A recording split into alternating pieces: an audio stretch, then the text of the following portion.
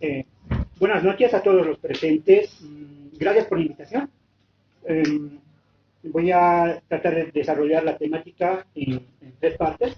Primeramente voy a tratar de hacer una especie de introducción en la que voy a tratar de contraponer dos experiencias que he tenido y a partir de las cuales entre otras cosas, me he cuestionado esto de ser catalogado como indígena, que tiene que ver directamente con esto de desindigenización.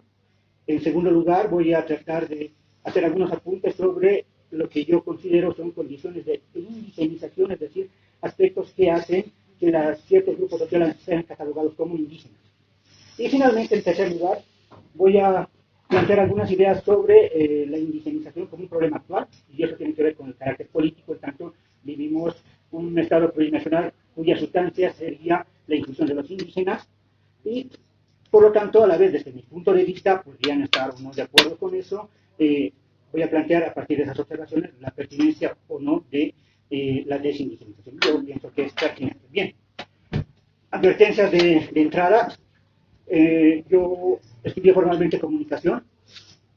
Formalmente, francamente, no tengo nada de comunicador. Eh, me, Me metí en temas de discusión, debates políticos por activista.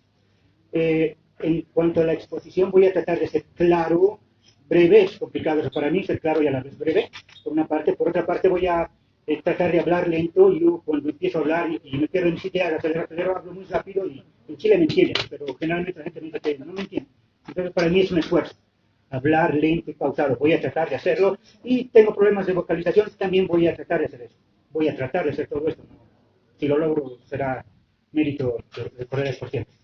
Bien, en primer lugar, a modo de introducción, eh, tiene que ver esto con mi experiencia en el activismo político. Era por el 2003 que yo empiezo en esto, que era el impuestazo. Yo conozco la Plaza de los Héroes, donde mucha gente se reunía a discutir la política. Gente, digamos, de distintos oficios informales, albañiles, comerciantes minoristas, artesanos, etcétera, que por alguna razón pasaban por ahí y se quedaban a discutir de política. Yo conocí el lugar y poco a poco fui frecuentándolo y ahí empezó, digamos, mi militancia en una corriente que se llama indianismo. En esa experiencia, uno de los aspectos fundamentales, entre otros, era la idea de una mayoría indígena marginada en las decisiones del Estado frente a una minoría que se ve enriquecida a nuestra costa. Esa es la idea general, y no solo en este espacio.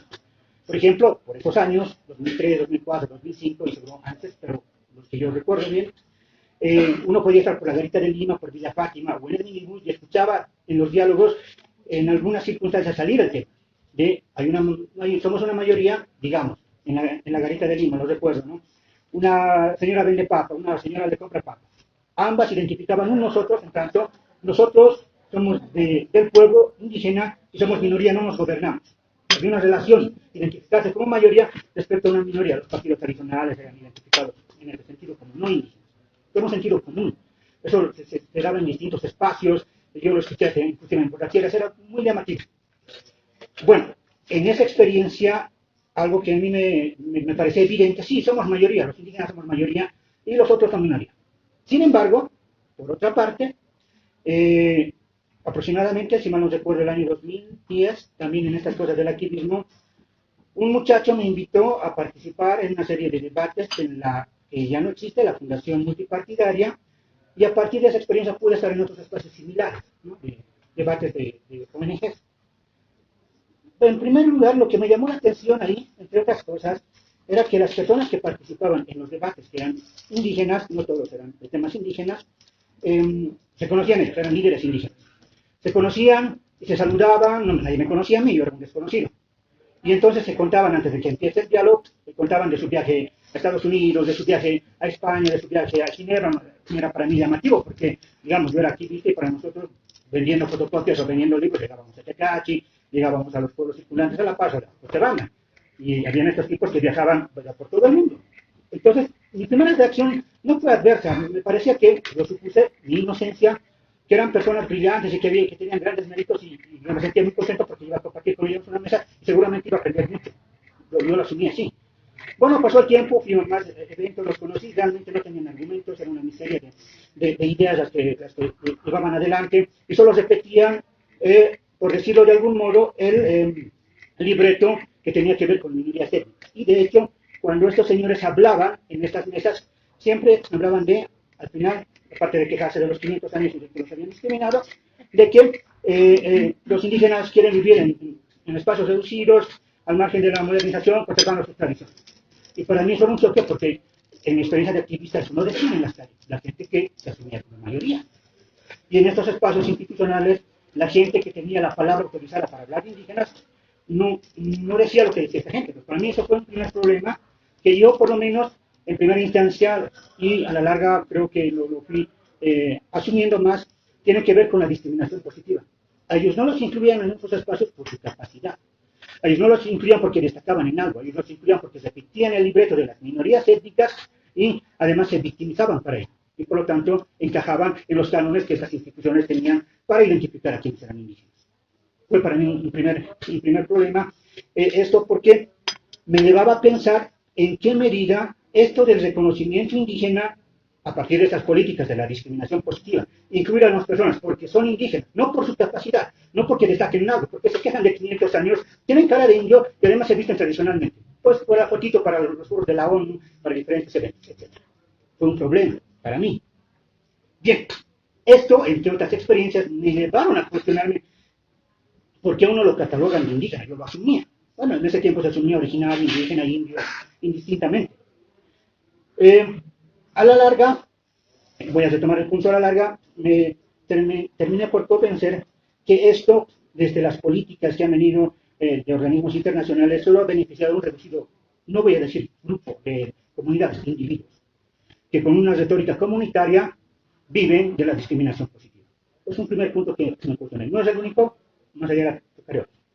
Bueno, esto me invitó, entre otras cosas, a cuestionarme eso de ser catalogados como indígenas, en tanto una retórica que reivindica ser, digamos, el reconocimiento de los otros y en tanto solo es el beneficio de unos cuantos que viven de la discriminación positiva. Segundo punto, condiciones de la indigenización. Voy a retomar el primero posteriormente. Desde mi punto de vista, no soy el único que piensa así. Tampoco los que quiera ser original, no me interesa la originalidad, me interesa que algunas ideas sean pertinentes para pensar en fenómenos sociales. Esto de catalogar de indígenas a ciertos grupos poblacionales va condicionado con una herencia que tenemos, un mundo de ideas y simbólicos respecto, pero no solo de un mundo de ideas y de un mundo de símbolos, respecto a un ordenamiento de los roles en el trabajo que se ha ido construyendo a lo largo de la historia. Para mí, insisto, como por otras personas, los indígenas son catalogados como otros, son indigenizados, los grupos humanos son indigenizados, son tratados como si fueran de otra raza, es decir, racializados, porque en un proceso histórico se ha generado una división del trabajo en la que ellos han ocupado ciertos roles, digamos en el sentido clásico, ellos han sido los que brindaban la fuerza de trabajo, mitad en los obrales han trabajado en las escenas, etc. Y desde esa situación histórica, sus rasgos físicos, sus elementos culturales han sido identificados como naturales de esos pueblos, por una parte. Pero a la vez, por otra parte, quienes ejercían la administración en la colonia, en la república, de estos espacios, digamos, económicos, quienes los dirigían, también eran portadores de ciertos rasgos culturales y somáticos, y fueron identificados como opuestos a los cargos de los indígenas que hacían el trabajo manual. Bueno, ese ordenamiento ha generado todo un mundo de ideas en el que, para darles otro ejemplo, yo trabajé de migrante de albañil en muchas ocasiones, una de ellas fue el año 2003 o 2002, si no me equivoco, en la que estábamos por terminar la media jornada y nos viene a avisar el maestro constructor que va a venir el arquitecto a revisarla para una obra cerca por la zona central. El maestro con el que yo trabajaba, y el ayudante, se pone afanado porque quedar bien con el contratista y además con el arquitecto que va a venir. Llegan unas personas al mediodía, miran todo y se van.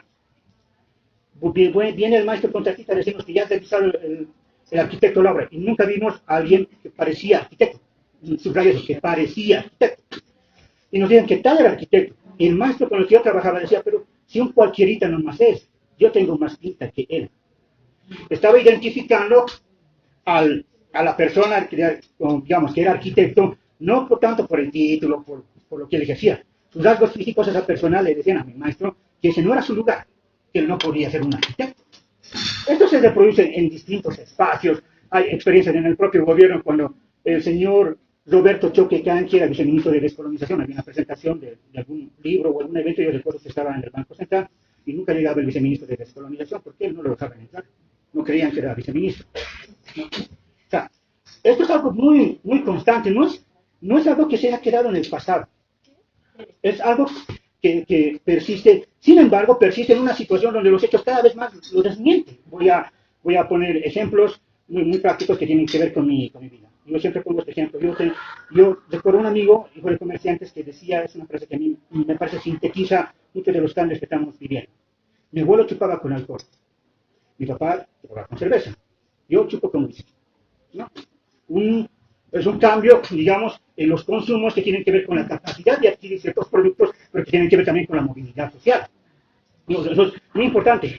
De todas maneras, a pesar de que vivimos un proceso de, voy a aclarar esto luego, de cambio de clases dentro de grupos que son racializados como indígenas, pero a veces de cambios de estrato, que no necesariamente son clases, el mundo simbólico, en buena medida, sigue pesando muy fuerte. La gente sigue identificando rasgos físicos como señal de inferioridad o de que ese no es o es su lugar.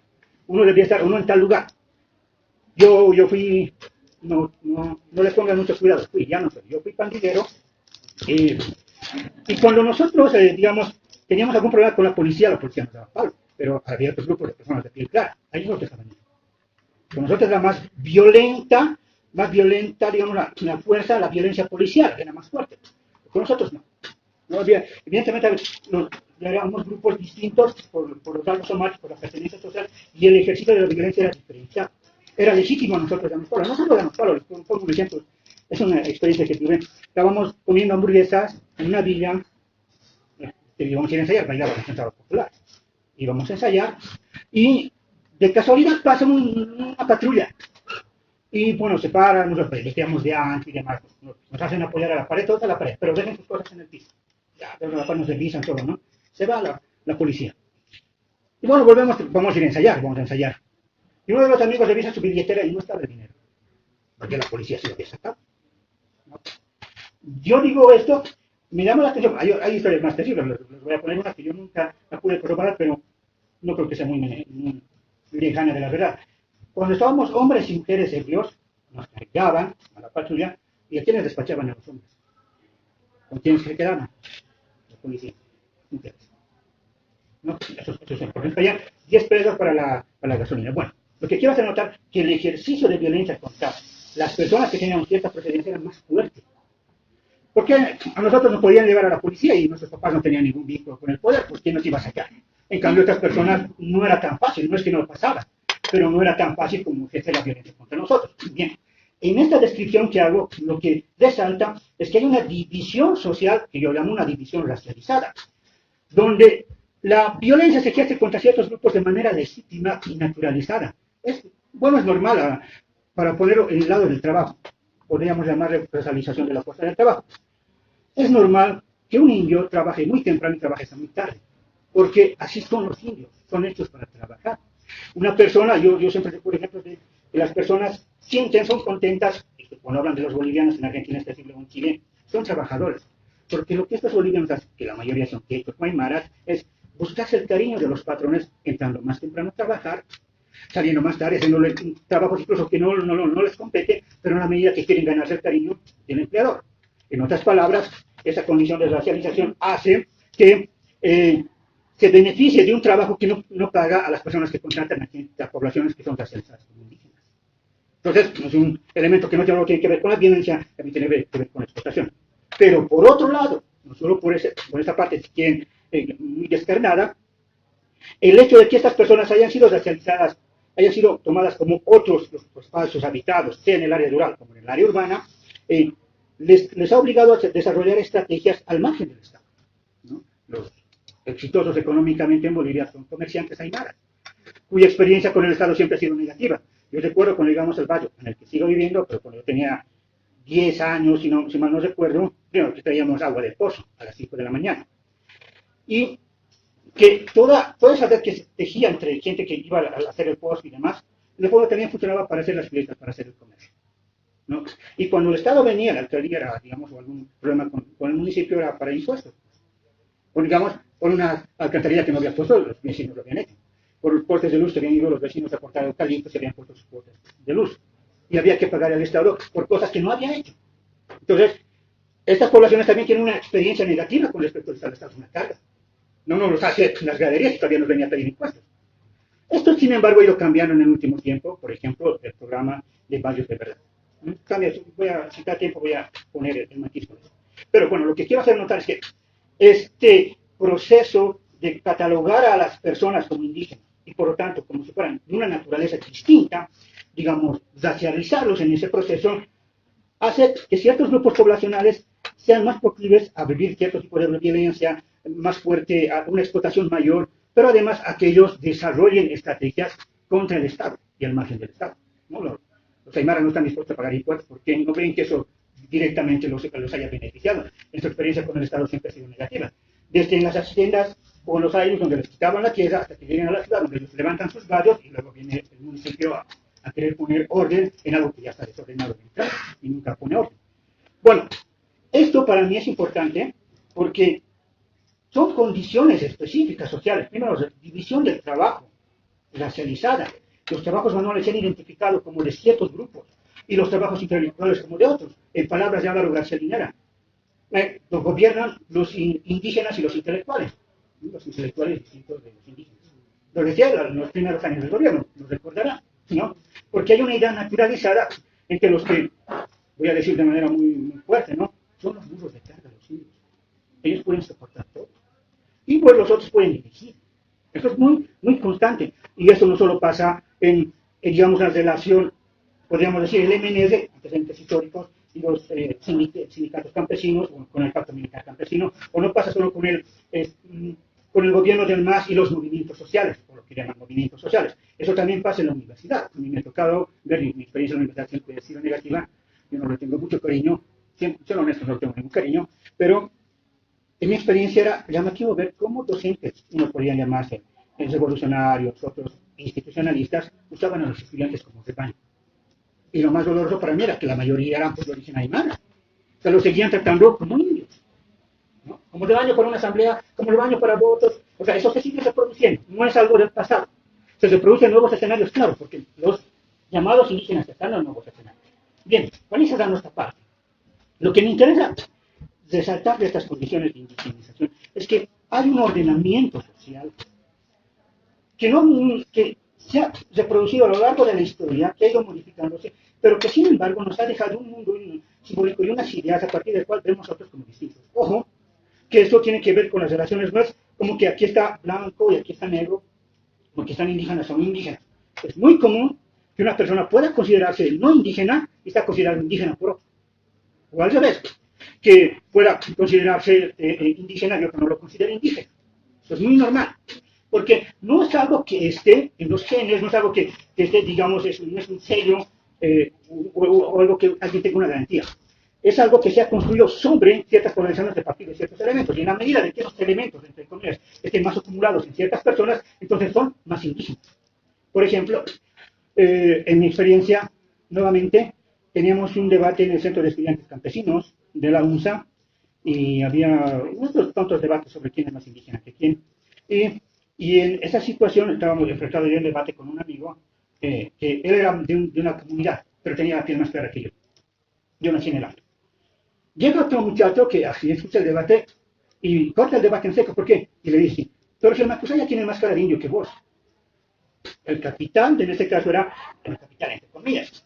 Eran los rasgos físicos versus el lugar que el otro había nacido y que tenía, digamos, piel clara. Entonces, no podía ser tan indio tú porque no te da la piel aunque nació en el campo.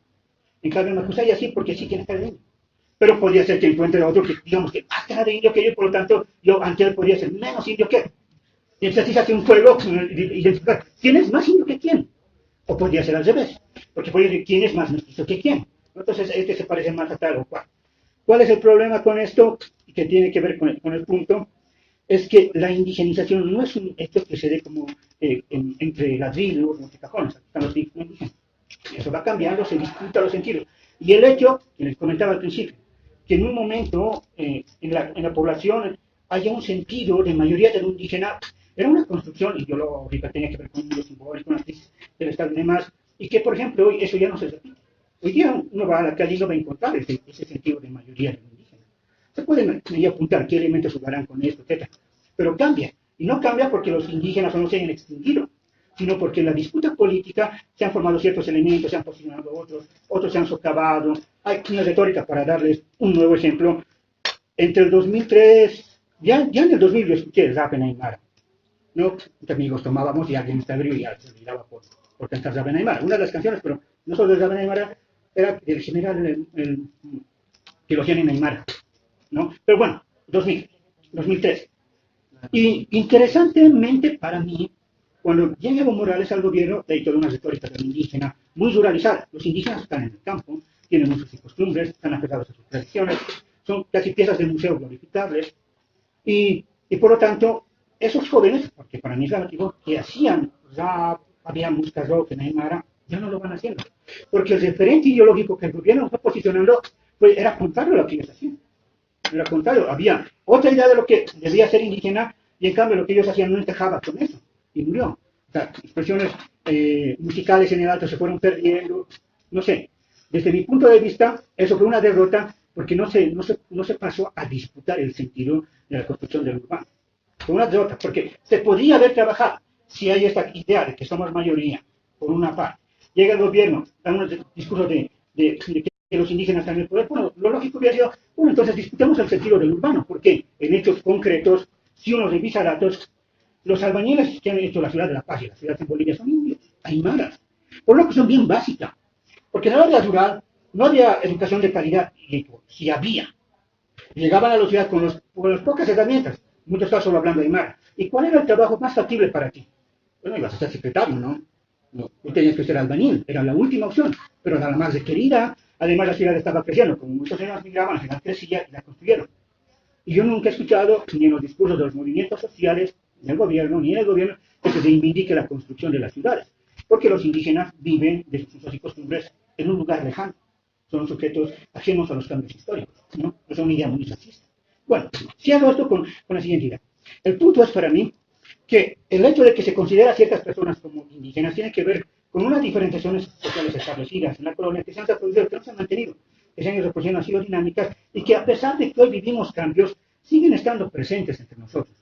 Si en buena medida hoy el factor de diferenciación étnica, por decirlo de algún modo, no ordena el campo político como lo hacía en los años 2000, 2003, 2004, 2005, donde la gente polarizaba en ese sentido, de todas maneras es algo que está latente y que en un proceso de confrontación política puede ser asociado y estaría violencia racista, ¿no? Es algo que está latente ahí y en un proceso de politización podría darse violencia racista. Yo soy temeroso de ello, de que en este proceso que se está acercando de elecciones, cada vez esto se vaya haciendo más explosivo, ¿no? Cada vez la gente vaya expresando más, digamos, diferencia con el otro, y en tanto, las estupideces que uno escucha, por ejemplo, no solo del gobierno de la oposición, poner a tus movimientos ciudadanos, me hace recordar el 52, donde los ciudadanos eran los indios, no eran ciudadanos, ¿no? Y entonces ahí hay un peligro para bien comunidades. Los masistas son indios, no son ciudadanos, estamos en un gobierno de ciudadanos. Creo que políticamente no fue bien pensado el nombre, sí tuvo su peso, su contrapeso con la idea de ponerle comunidad. De todas maneras hay un problema. Para mí, ¿cuál es el problema? Que en este proceso de politización que se puede dar a partir de estas condiciones de indigenciación que están presentes, que puede haber un estallido de violencia con respecto a que unos son identificados como masistas porque apellidan Mamani, porque tienen la piel morena, se han transmitido eventos en Facebook, aquí lo veo un hermano dirigente, acusados de masistas en Facebook y pues, los habían pegado. No, pues él no es masista, pero los que hacían comentarios es masista, porque lo identificaban por el color de la piel, por el cuento es masista. Es decir, una biologización de la ideología y las posiciones políticas que puede pasar a una violencia muy fuerte. Les voy a dar un dato un temor que yo tengo para pasar luego al tercer punto. Esto es importante porque ustedes recordarán que entre los 2007 y 2008 hubo bastante violencia, ¿no?, en el país racista. Y una de las cosas que yo tuve de la experiencia ahí en la Plaza de los Héroes es conocer a muchachos que venían del Oriente, eran migrantes. Ellos eran de Beni, porque iban a ver. Y nos conocimos allí en la plaza, eran quechuas potosinos que habían migrado a Beni. Nos conocimos, hicimos debate en la plaza, charlamos, y nos despedimos. Y por un par de amigos nos fuimos a tomar unas copas, ¿no? Y estaban en el mismo lugar. Y nos saludamos, ¿qué tal? Y pues, nos pusimos a hablar. Y entre copas y copas salió un dato muy interesante, que a mí siempre me da vueltas cuando pienso en este tema de la violencia racista. Es que, bueno, se daba violencia contra los coles, eran los coles de mierda. Y ellos se habían cansado ya de ser golpeados. Y nos contaron entre copas que habían hecho contacto con brasileños que vendían armas y que se iban a defender. Y tenían los recursos. ¿Qué quiero decir con esto? Que el proceso de diferenciación indígenas e indígenas, llevado a un proceso de politización muy fuerte, puede llevar a niveles de violencia que nadie lo puede controlar. Podría provocarlo el gobierno, podría usar la oposición, sí, pero hay un momento en que la violencia no se puede medir y simplemente el otro ataca al otro y lo destroza. Es un riesgo, pero bueno, voy al siguiente punto, que tiene que ver con eso, ¿no? Con los problemas o la indigenismo como un problema actual. Es un problema actual en la medida en que como algo latente, insisto, no está, en este momento no está como era hace 10 años, como algo bien constante, uno lo veía todos los días en las ideas, en el lenguaje, o en la universidad. En la universidad era normal que los muchachos, era muy común, era la moda, que vayan con chuspa a clases. Hoy es muy raro que vayan con chuspa. Digamos un elemento, ¿no? Era muy normal que haya unas elecciones y un frente que gane o vaya un frente con un nombre Neymar o con un símbolo Neymar. ¿No? Lo único marcaba las diferencias políticas. Y ganaban. Por ejemplo, el ex rector Roberto Aguilar, que ahora está en el gobierno, ganó su frente con el nombre Maya, ¿no? Que el nombre Neymar, ¿no? Era parte de la disputa política, estos elementos identitarios. Hoy uno va a la UNSA y ya no ve eso. Es otro escenario. Pero insisto, esto aún es latente, no se ha terminado. No es que ya superamos, o nos llamamos Estado plurinacional, por lo tanto ya no hay este problema. No, eso no ha pasado. Pero bueno, insisto con el problema actual. ¿Cuál es? Primero voy a hacerlo en el tema del Estado plurinacional y después en esto no voy a reiterar el tema de la violencia y nuevamente la discriminación positiva. En primer lugar, como Estado es un problema en la medida en que genera espacios para otros y por lo tanto para tratarlos como esos otros, para racializarlos. No aclaré esto, pero prefiero aclararlo. Yo, cuando entiendo la idea de racialización, no estoy hablando de razas, estoy hablando de grupos humanos que son representados como de otra raza. No, es decir, no hay razas biológicamente, tenemos menos de un 1% de diferenciación genética que el color del cabello cambia, la estatura de más parece. No se ha demostrado que eso determine que unos sean superiores sobre otros. En ese sentido, no hay razas. Hablo de racialización en el entendido de que se representa a otros grupos y se naturaliza su lugar, entre comillas, su lugar, atribuyéndolo a una condición biológica. Y esto, desde los con fuerza desde los 80, ha tenido como que un vuelco. Y está bien, no es razas, pero es su naturaleza cultural. Entonces ya no es la naturaleza biológica, pero esa naturaleza biológica va a sobrevivir en atribuirle una naturaleza cultural. Es su cultura. Como si su cultura fuera vivir al margen de los procesos históricos, no tuviera ningún cambio, y estuviera ahí constantemente. Bueno, esto lamentablemente en las políticas del Estado plurinacional se traduce en generar espacios para otros y por lo tanto para seguir racializando la población y generar potenciales, digamos, nichos entre comillas de violencia racista. Ejemplo, hacer universidades indígenas es una tontería en un tiempo de que, para usar una palabra que yo expliqué de manera despectiva, en tiempo en que los caras de mamá llenan la UNSA. No necesitan universidades indígenas si están en la UNSA. No, están en la pública, están en la privada. Un ejemplo para mí de este posicionamiento de la gente en estos espacios, de la gente considerada de otras razas en estos espacios, es la entrada universitaria.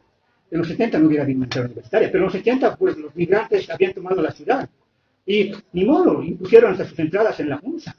Bueno, uno quisiera que la UNSA destaque por otras cosas, bueno, pero destaca por eso.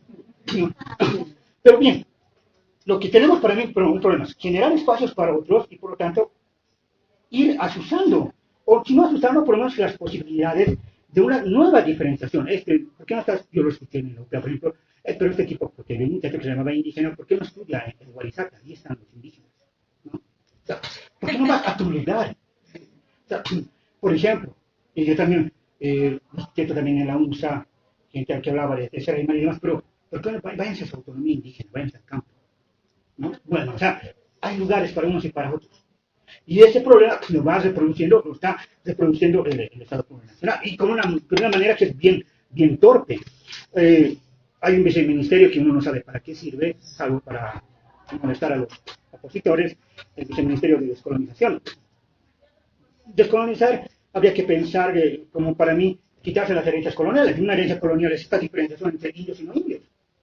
No es una herencia colonial. Entonces, pensar en la descolonización sería, ¿cómo nos quitamos esta herencia de indios y no indios? Sin embargo, el Viceministerio de Descolonización ha continuado toda esa representación, simbología, actos que serían características de nosotros.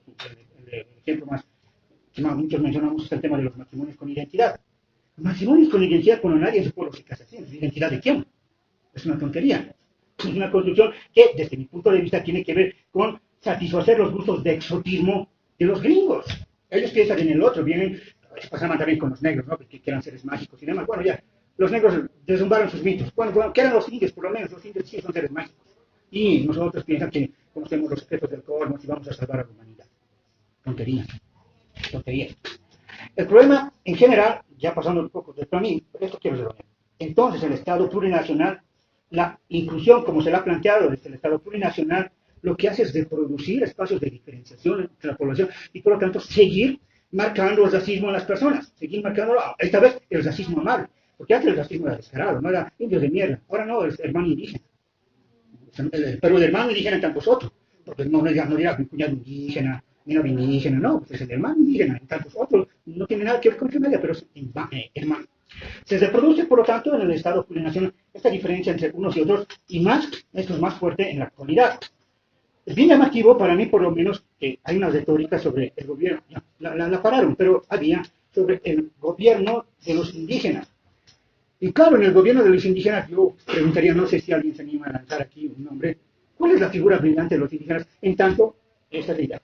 En tanto, referente de afirmación identitaria, el gobierno ha logrado que la gente que se considera indígena sienta orgullo de sus raíces a partir de los referentes del gobierno. Es decir, los muchachos quieren ser un Evo Morales, quieren ser un David Choquehuanca, quieren ser un Félix Carenas.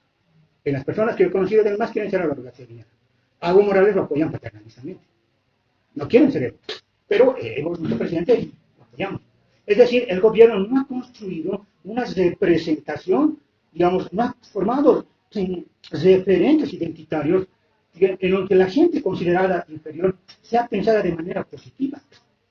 No es negativa, que un David Choquehuanca que come papaliza para estimularse, un Félix Cárdenas que tiene un viceministerio de descolonización para atacar a los opositores. ¿Quién joven quiere ser eso? Pero por otro lado tenemos que, bueno, algo más aquí. ¿Cuáles son los aspectos que destacan de las universidades indígenas y que uno diga, wow, ahí se está construyendo realmente la transformación en el país? ¿Dónde está algo que destaque que se haya generado desde estas universidades? Que más repartirse trabajo, nada más. Pero por otro lado tenemos muchachos, gente, estudiantes que están haciendo trabajos en robótica, muchachos hace tiempo, como el año pasado, si no me equivoco, fueron a España, ganaron un concurso, y que no salen de las universidades indígenas, que no vienen de las políticas plurinacionales de discriminación, ¿no? Ganaron en robótica en España. Yo, una persona que conocí no hace mucho, pero gana, Gabriel Magne Mamani, gana premio en literatura. Yo mencionar a Elías Reinaldo acá, que no sé si duerme ese tipo, porque está todo el día, alguien les expone en Aymara, les expone en Aymara, y todo el tiempo está interactuando, y enseña Aymara por redes sociales. Y él no viene de las políticas de discriminación positiva del gobierno. O sea, es decir, todas las personas que uno podría nombrar, personas que destacan, digamos, que vienen de esas poblaciones consideradas indígenas y que van destacando, no vienen de las políticas plurinacionales. Son esfuerzos, no quiero ensalzar al individuo, son esfuerzos que tienen que ver con un contexto específico. Al ser marginados uno también tiene que desarrollar la creatividad, ¿no? Que es una posibilidad, el estar al margen de ciertas cosas te obliga a pensar ciertas cosas, posibilidades. Y estos muchachos van destacándose. Ahí hay para mí un problema. Entonces, ¿vale la pena incluir de la manera en que el gobierno ha hecho esta temática, tratar ese tema como lo ha hecho el gobierno? ¿O tenemos más bien iniciativas entre esta población que nos ayuden a pensar de otra manera lo que podría ser, no un estado plurinacional? A mí honestamente no me interesa que me reconozcan como indígena, no les voy a dar coca, no sé lo que dicen las pibas de Tiahuanaco. A mí lo que me interesa es que de aquí en adelante en Bolivia no nos veamos como gente de otras razas. Pero, ya para ir cerrando, para que eso sea posible, necesitamos partir de condiciones específicas. O sea, uno podría decir con buena voluntad, sí, está bien, no somos de otra raza, todos somos hermanos. pero también es ingenuo. Porque un proyecto de transformación debería partir de un diagnóstico de lo que está pasando. Yo vengo del indigenismo, así que un problema en el indigenismo es que muchos hacen un diagnóstico como que estamos igual que hace 500 años, ¿no? Y es un tonto. Ahí no tienes posibilidad de actuar políticamente porque no estás entendiendo más o menos qué ha pasado y qué puedes hacer. Es como Felipe Quispe, el problema, yo le admiro mucho a Felipe Quispe, una de las tonterías, el pensar hacer un cerco a la ciudad como el tiempo de Tupac Katari cuando esa ciudad está llena de animales, en lugar de ganarse a esa gente. Es una tontería. No estás pensando lo que podrías hacer hoy. Pero, entonces, para mí, para ir ya a la desindigenización, si tenemos que esto es una, digamos, una construcción histórica, no hay una naturaleza biológica ni naturaleza cultural en estas poblaciones, entonces, ¿qué podríamos hacer para dejar de que eso pase? Primero, de entrada para mí es que todo lo que tenga que ver en el Estado con temas indígenas no es útil, no ha mostrado resultados, no es pertinente, no ayuda a construir. Y por otra parte, podríamos ver más bien, para dar una imagen zoológica, en la universidad de la UNSA, yo terminé mi carrera mucho tiempo de activismo, así que desde la terminé hace 2 años, a muchachos de piel clara y piel oscura encontrándose haciendo una tarea, un trabajo y conociéndose. Al principio es interesante cómo hay como una especie de tensión cuando se acercan. Pero luego se van conociendo más allá de las diferencias y construyen, digamos, una amistad, son amigos y demás. ¿No? Eso está pasando. Entonces, hay cosas que están pasando en la sociedad donde estas diferencias, ahora, insisto, están presentes. Pero sin embargo, están pasando otros fenómenos que invitan a pensar que van diluyéndose en ciertos espacios. Pero a la vez tenemos que un Estado que más bien nos ha ido machacando con más por estas diferencias. De ahí cómo construimos, digamos, un país donde no nos veamos como otros. ¿No? Entonces, para mí, la desindigenización sería, considerando estas diferenciaciones que se han hecho a lo largo de la historia, en que en Bolivia se construya simplemente un ideal, insisto, a la larga se puede construir, pero como ideal, a las personas se las valore por lo que hacen, no por lo que son. No son, son de piel clara, son de piel oscura, se le atribuyen a la naturaleza. No, no me parece eso importante. Y en esto uno podría decir, me ha pasado un par de veces que me escriben a veces por Facebook, por el chat, ¿no? Que lo que pasa es que eres un alienado, que tú no respetas a tus ancestros. Por ejemplo, la idea de dejarlo indígena. Pero si mi papá, mi mamá nunca se llamaron indígenas, si mis abuelos nunca se llamaron indígenas, entonces es dejar, de negar, más bien, no, yo pienso esto en el sentido más bien de ir asumiendo un proceso histórico que se ha dado con fuerza desde hace medio siglo en Bolivia. Si pensamos que en los 50 la mayor parte de la población en Bolivia era considerada indígena, casi el 70% y vivía en el área rural, en un tiempo que los censos tampoco eran una cosa muy confiable, es decir, que más gente en el campo. Y la gente que vivía en la ciudad en su mayoría considerada no indígena, y en la actualidad tenemos más bien que la mayoría de las ciudades considerada, digamos, no indígena, pero es esta gente que del campo se volcó a las ciudades. Para mí lo que habría que pensar, lo que nosotros gobiernos, una disputa de ese sentido acá, en lo urbano. Insisto, los indios construyeron las ciudades, por una parte, pero además, no en un sentido tonto, que, bueno, es una reacción medio, entre comillas, natural. Yo mantengo una posición defensiva, soy aymara, yo no conozco, no me meto. La primera reacción, cuando uno empieza a denunciar sus vivencias de racismo, se encierra en sí mismo. Pero el hecho de construir algo implica, pues necesariamente en política, si quieres construir algo y ganar, tienes que sumar. ¿Cómo me articulo yo con otros? ¿Cómo yo sumo a otras personas? Y en ese proceso de transformar, pues uno se va a encontrar, y a mí me ha pasado en la experiencia política que, bueno, al final más veces parece que a quienes tú llamas hermanos son los que te dan más palo, y en nombre de lo comunitario, y a quienes tú verías como estos son los caras mis enemigos, empiezas a encontrar espacios donde se puede hacer algo. Les doy un ejemplo. Yo fui parte de un grupo que se llamaba Minca y hicimos un par de actividades. Y una de esas actividades había otros grupos que tenían una retórica, los indígenas somos comunitarios, bla, bla. Y se reunieron entre ellos para hacer toda una camarilla y sacarnos del espacio de decisión que iba a haber. Eran comunitarios en el discurso, pero se fue una camarilla para hacernos un lado. Bien, fue una experiencia de, ahora somos hermanos entre comillas. Pero por otra parte, tuve la experiencia en el 2005, conocí a un muchacho de piel clara y estuvimos en unas marchas, porque había marchas, a diferencia del 2003, el 2003 la policía disparaba así, el 2005 disparaba así. Y en esas experiencias, bueno, yo lo vi al muchacho tragarse gas, lagrimear y demás, y lo vi como yo, porque cogía los mismos riesgos. Yo creo que estas diferencias que hay con respecto a unos como indígenas y otros como no indígenas, se pueden, por lo menos es mi apuesta, ir superando en un proceso, en la construcción de un proyecto. Y en ese proyecto seguramente habrá mucha gente que puede parecerse a mí y no estar de acuerdo. y otras que no se parecen a mí y están de acuerdo. Para mí, superar, entonces, esto tiene que ver, bueno, sí hay condiciones, no podemos negar. Hay procesos en los que la gente se la trata como si fuera otro, y ahora, para las demás, la tenemos en el Estado. El racismo antes existía, pero después del 52 no estaba. Pues nadie decía, por ejemplo, tú no vas a ser presentador de televisión porque eres indígena. No, pues no son presentadores de televisión, pero no está la ley, no hay ley de eso. Es una parte, digamos, práctico, no funciona por leyes. Sin embargo, en la actualidad ya, pues no, pero tú haces, que haces un medio comunitario, una radio comunitaria. Ahí tienes tus espacios para otros, para ti. Hay este proceso social en el que se diferencian las poblaciones, pero a la vez hay estos procesos en los que se van diluyendo esas diferencias, en las que nos encontramos en espacios, digamos, hace 50 años, tal vez una persona como yo no hubiera estado acá, y tal vez este barrio ni siquiera hubiera sido lo que es hoy día, ¿no? Y en la actualidad sí. Están pasando cosas que desde mi punto de vista ni la oposición, bueno, ya se hacen observaciones específicamente muy políticas, ni la oposición, ni el gobierno como que se las plantean como algo para ir avanzando, ya no pensarnos, para mí está bien, insisto, hay socialización, pero cuando yo me metí en esto, en el activismo, la idea era para superarlo, no, la idea era, deje de ver esto, no la idea para que siga viendo. Entonces, si hay estas, primero, estado que está reproduciendo, pero además en la sociedad hay prácticas que nos muestran que esto se va cambiando, debemos pensar en avanzar esto. Y para avanzar esto, no hace falta que a mí me inviten por ser indígena. No hace falta que otras personas las tomen en cuenta por ser indígenas. Hace falta que las personas las tomen en cuenta por lo que puedan aportar en un proyecto. Y quiero cerrar con esto, porque es importante, se relaciona con los indígenas. Pero los indígenas cuidan el medio ambiente, no. No es que no haya una relación distinta en el área rural y dependiendo de la relación con el mercado y demás en los espacios rurales con respecto a la naturaleza, existe. Existe una diferencia, evidentemente. Pero si nosotros decimos, por ejemplo, los indígenas van a cuidar la naturaleza, ¿cuál es la posición más cómoda? ¿No? Es como mi mamá me decía, claro, vos vas, yo iba a familiar o le lavaba con la ropa sucia por aquí. Y bueno, claro, tu mamá te lo va a lavar la ropa. Tienes la mamá para que te lo lave la ropa.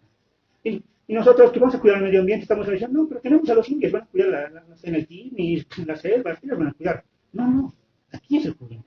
Donde se está haciendo tal cosa. Hemos tenido hace unos par de días temas con la basura. ¿Dónde es el problema? Aquí en la ciudad. Y no tenemos un proyecto que nos invite a pensar cómo hacemos que las ciudades sean habitables. ¿No? Si le echamos la responsabilidad, yo lo digo a veces de manera despectiva, ¿no? Alguien dirá, mi empleada va a lavar, me lo va a cocinar, mis indígenas me lo van a cuidar el jardín. No, pues aquí afecta el problema. Entonces, pensar también que ciertos aspectos, por ejemplo, cuidar el medio ambiente no es cuestión exclusiva de esos señores que consideramos indígenas, que más bien deberían tener un proyecto general que no tenga que ver solo con bosques, que tenga que ver con la vida urbana en la que la vida sea, digamos, más habitable. Incluso, para mí esto no es preservación. Yo de vez en cuando voy al alto, yo vivo por Villa Fátima, más arriba, cuando voy al alto, algo que me aterroriza, no me agrada del alto, es que no ves verde. Bueno, salvo una botella PET, ¿no? En el piso, pero no ves verde, no ves verde. Yo digo, estamos en un desarrollo tecnológico, genético y demás. No se puede modificar genéticamente un tipo de césped para que aguante las temperaturas en el alto. Para mí el problema no es desrespetar la naturaleza, ¿no? O sea, la gente ha ido desarrollándose y demás, modificando su entorno. Y hoy llega, digamos, a un nivel de conocimiento que nos puede permitir inclusive hacer más habitable en los espacios en los que vivimos, pero dependiendo de cómo los usamos. Para mí el problema no es el avance tecnológico. Hay una disputa de cómo se usa aquí el conocimiento que se genera eso. Para mí, en el altiplano sería muy interesante tener una ciudad del alto. Nadie va a hacer la ciudad del alto de la noche a la mañana. ¿Y cómo es que esa ciudad del alto sea verde? No sé, nadie se lo plantea. Yo me lo planteo porque cuando voy al alto, para mí es terrible, no me agrada eso del... Yo vivo en una ladera, así que en la ladera tienes tierra, tienes chircas, esas plantas y demás, ya. Más o menos verdad, algo hay. Uno respira un poco, pero en el alto es cemento. Y ahí la genética podría ayudar. Entonces, para mí no es renunciar a los conocimientos, no, al revés. Para mí sería importante, y esto ayudaría a luchar contra los procesos de racialización, tener aymaras, quechuas, empoderados de los conocimientos científicos, produciendo respuestas para nuestros problemas. No tener indígenas haciendo ceremonias para que se case la gasolinera, para que lo oposicionen a Evo Morales, o para que un opositor que va a hacer ahora, le va a enfrentar a Evo, necesita que entrega la ceremonia para ser legítimo, no, tontería, eso es usar de payasos a los indios. Necesitamos gente, y hay, y se está preparando, y está empezando a manejar muchachos que están manejando la ciencia y la tecnología, que están con el conocimiento, que ahora eso habría que articularlo en algo que nos permita avanzar para dejar de mirarnos entre nosotros como si fuéramos de distintas razas. No vivimos en un país y sería bueno que tengamos respuesta para este país independientemente de nuestras diferencias somáticas y de algunos matices culturales. Hay problemas que los podemos enfrentar conjuntamente y no hace falta tratarnos de indígenas y no indígenas. Gracias.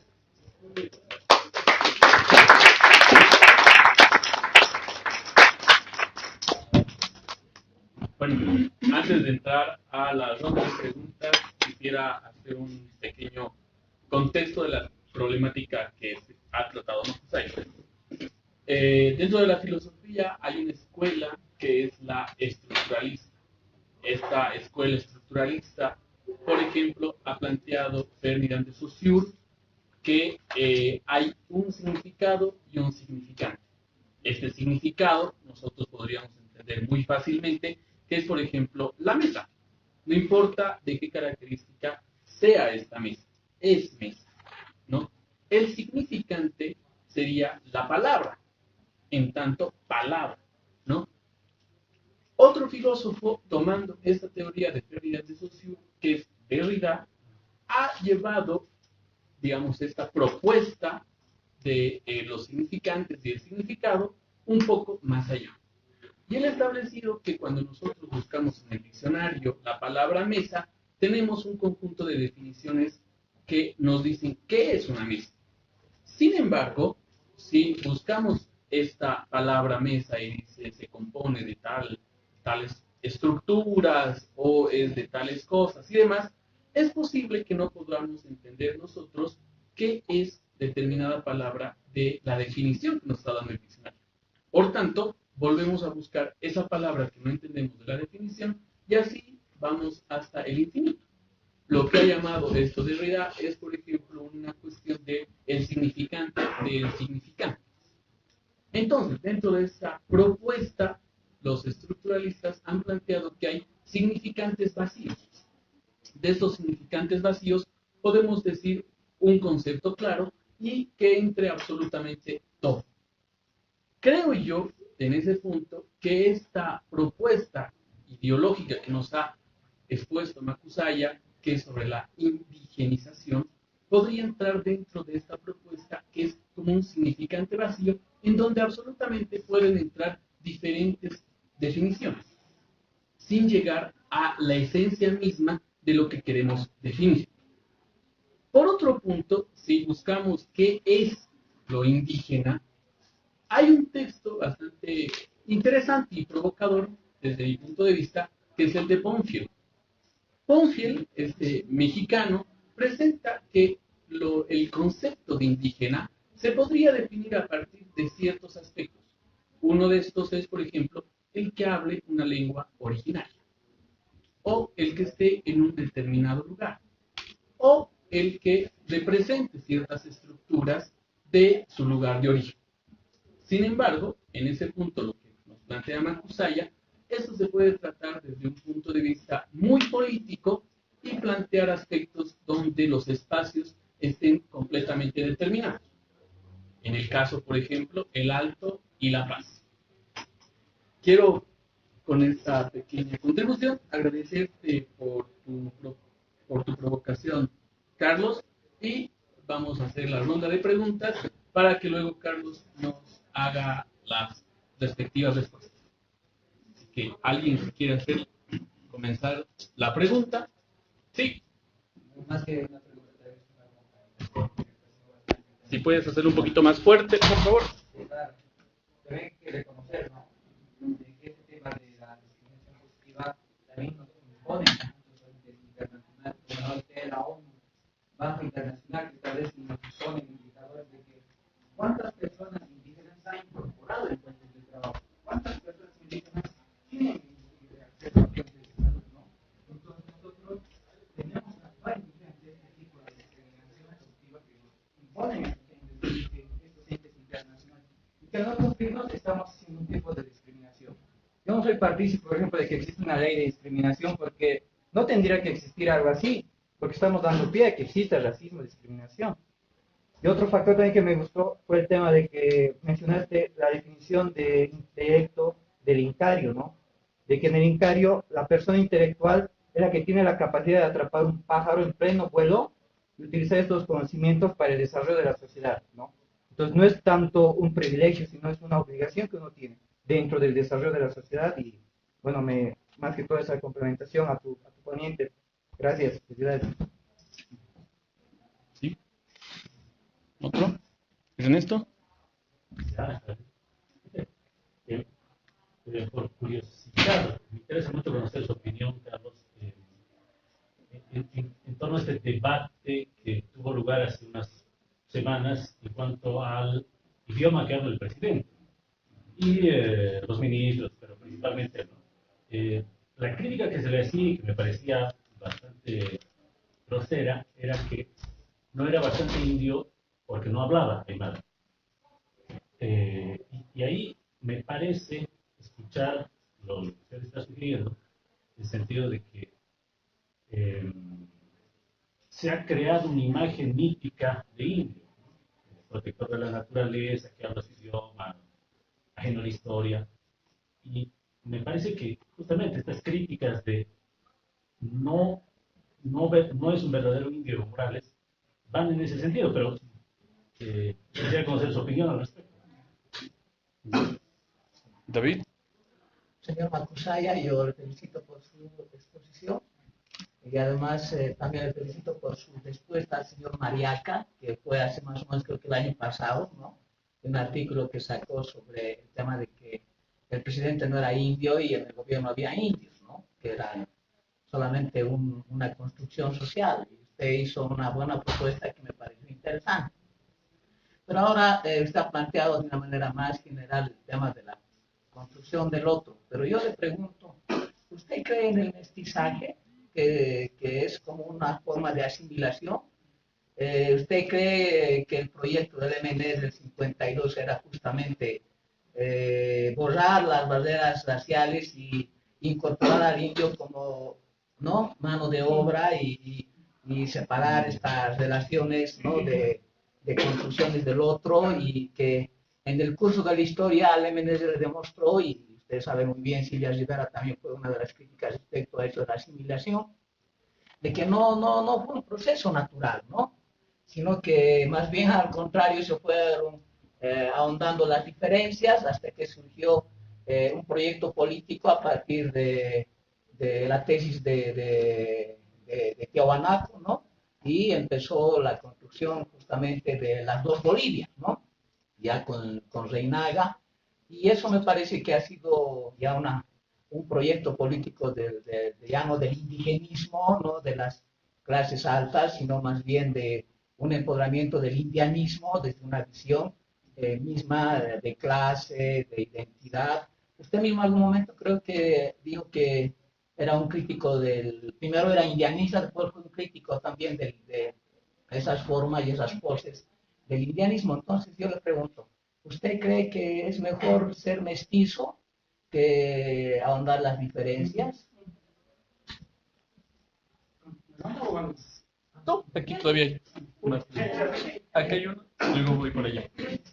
Yo creo que uno de los grandes problemas que los pueblos indígenas no hemos resuelto, yo soy de Argentina, digamos, vivo hace casi 10 años aquí en Bolivia y pertenezco al pueblo charrúa del nordeste de la República Argentina, de la provincia de Entre Ríos. Uno de los grandes problemas que los pueblos indígenas, o sea, digo, lo de indígena lo tenemos que seguir reivindicando en el sentido de que es una categoría colonial, pero es la categoría que ha permitido unificarnos incluso a nivel mundial, digo, recordemos, no sé, el Consejo Mundial de Pueblos Indios en el 75 y todas las organizaciones, digamos. Después al interior de cada uno sabemos a qué nación pertenecemos. Pero yo lo que creo que, con excepción de los gitanos, que me merecen un enorme orgullo, admiración, no hay otro pueblo indígena a nivel mundial que haya sido capaz de sobrevivir, o sea, con su identidad, en estas ciudades coloniales, digamos, racistas, discriminadoras. Digo, está bien, los gitanos por un lado no son parte de las gestiones municipales, no de ningún lado, porque no son mayoría y aparte tienen una decisión de seguir viviendo en comunidad a pesar de que comercian con autos, antes lo hacían con cosas de metal, pero digo, siguen manteniendo su organización tradicional. Y otros pueblos, nos podemos referir, no sé, a Guatemala, por ejemplo, a Ecuador, a Perú, a Bolivia, donde los pueblos indígenas o las naciones ancestrales son una enorme mayoría, o como decía Bonfil Batalla, ¿no? El mexicano. Bueno, en estos países, ¿no? La diferencia entre el indio y el mestizo es que el mestizo niega ser indio, claro. El proceso de desindianización tiene 500 años.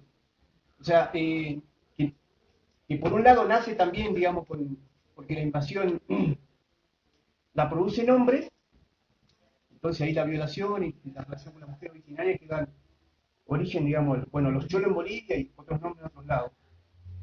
Pero, o sea, yo sí creo, más allá de las diferencias, del racismo, la discriminación, yo sí creo de que los pueblos indígenas tenemos que luchar para que sobrevivan nuestras identidades milenarias en la ciudad. Yo creo que una de las alternativas, digamos, por ejemplo, lo estamos viendo con el tema de los mexicanos.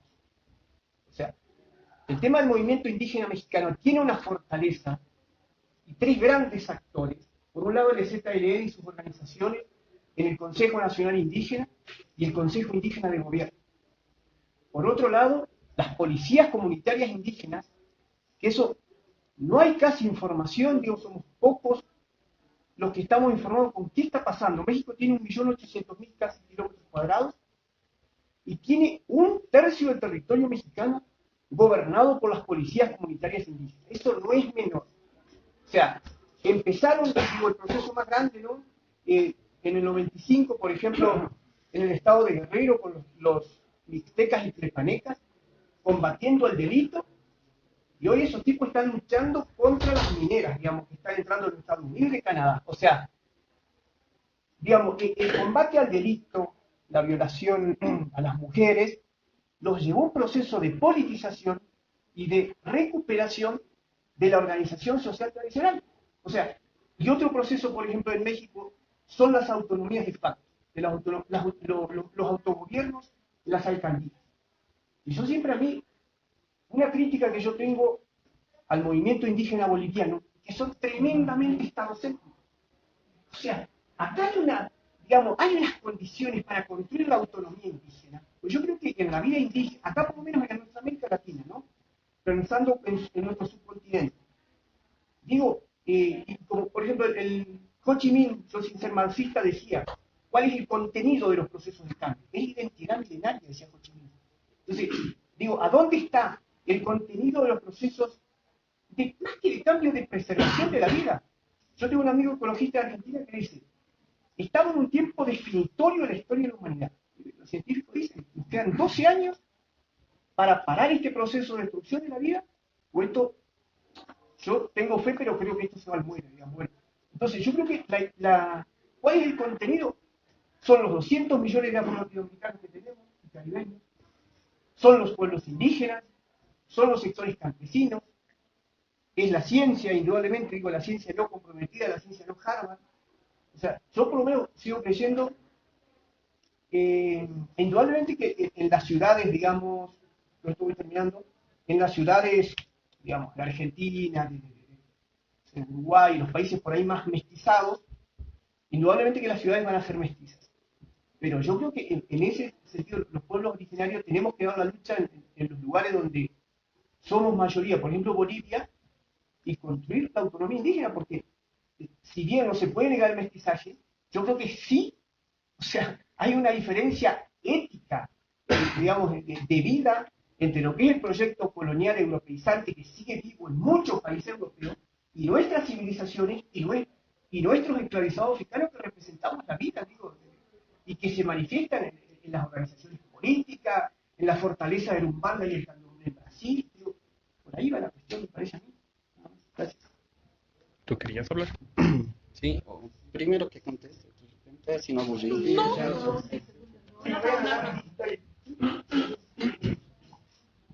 A ver, algo que debía aclarar al principio y lo hago ahora es esto como entiendo lo indica. Primero, es la definición que tiene el colonizador, desde esa condición de colonizador puede definir al otro en los recursos que no puede, lo define el otro. Y lo define en relación a sí mismo. Y en relación a sí mismo, las personas colonizadas eran indígenas, porque el colonizador era alienígena, extranjero. Entonces los otros eran indígenas naturales del lugar. Es en esa relación que se define indígena, no indígena. Y todos, vean libros de historia, yo cuando vi el pasaje de las flores, compraba algunos libros y encontraba cosas interesantes, había algunas cosas de África. Y cuando hablaban de la historia de África eran los indígenas, los indígenas, los indígenas.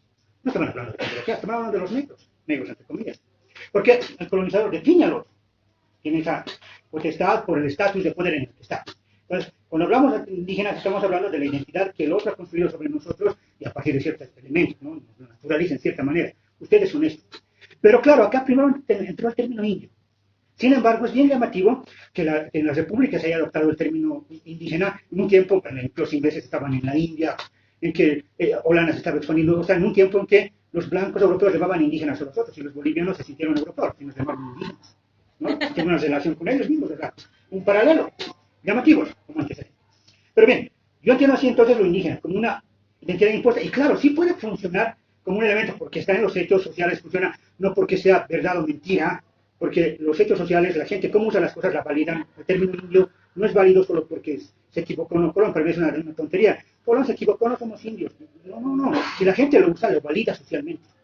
Entonces la palabra tiene validez social. Puede ser despectivo, pero tiene validez social. Funciona socialmente, te hieren con esa palabra.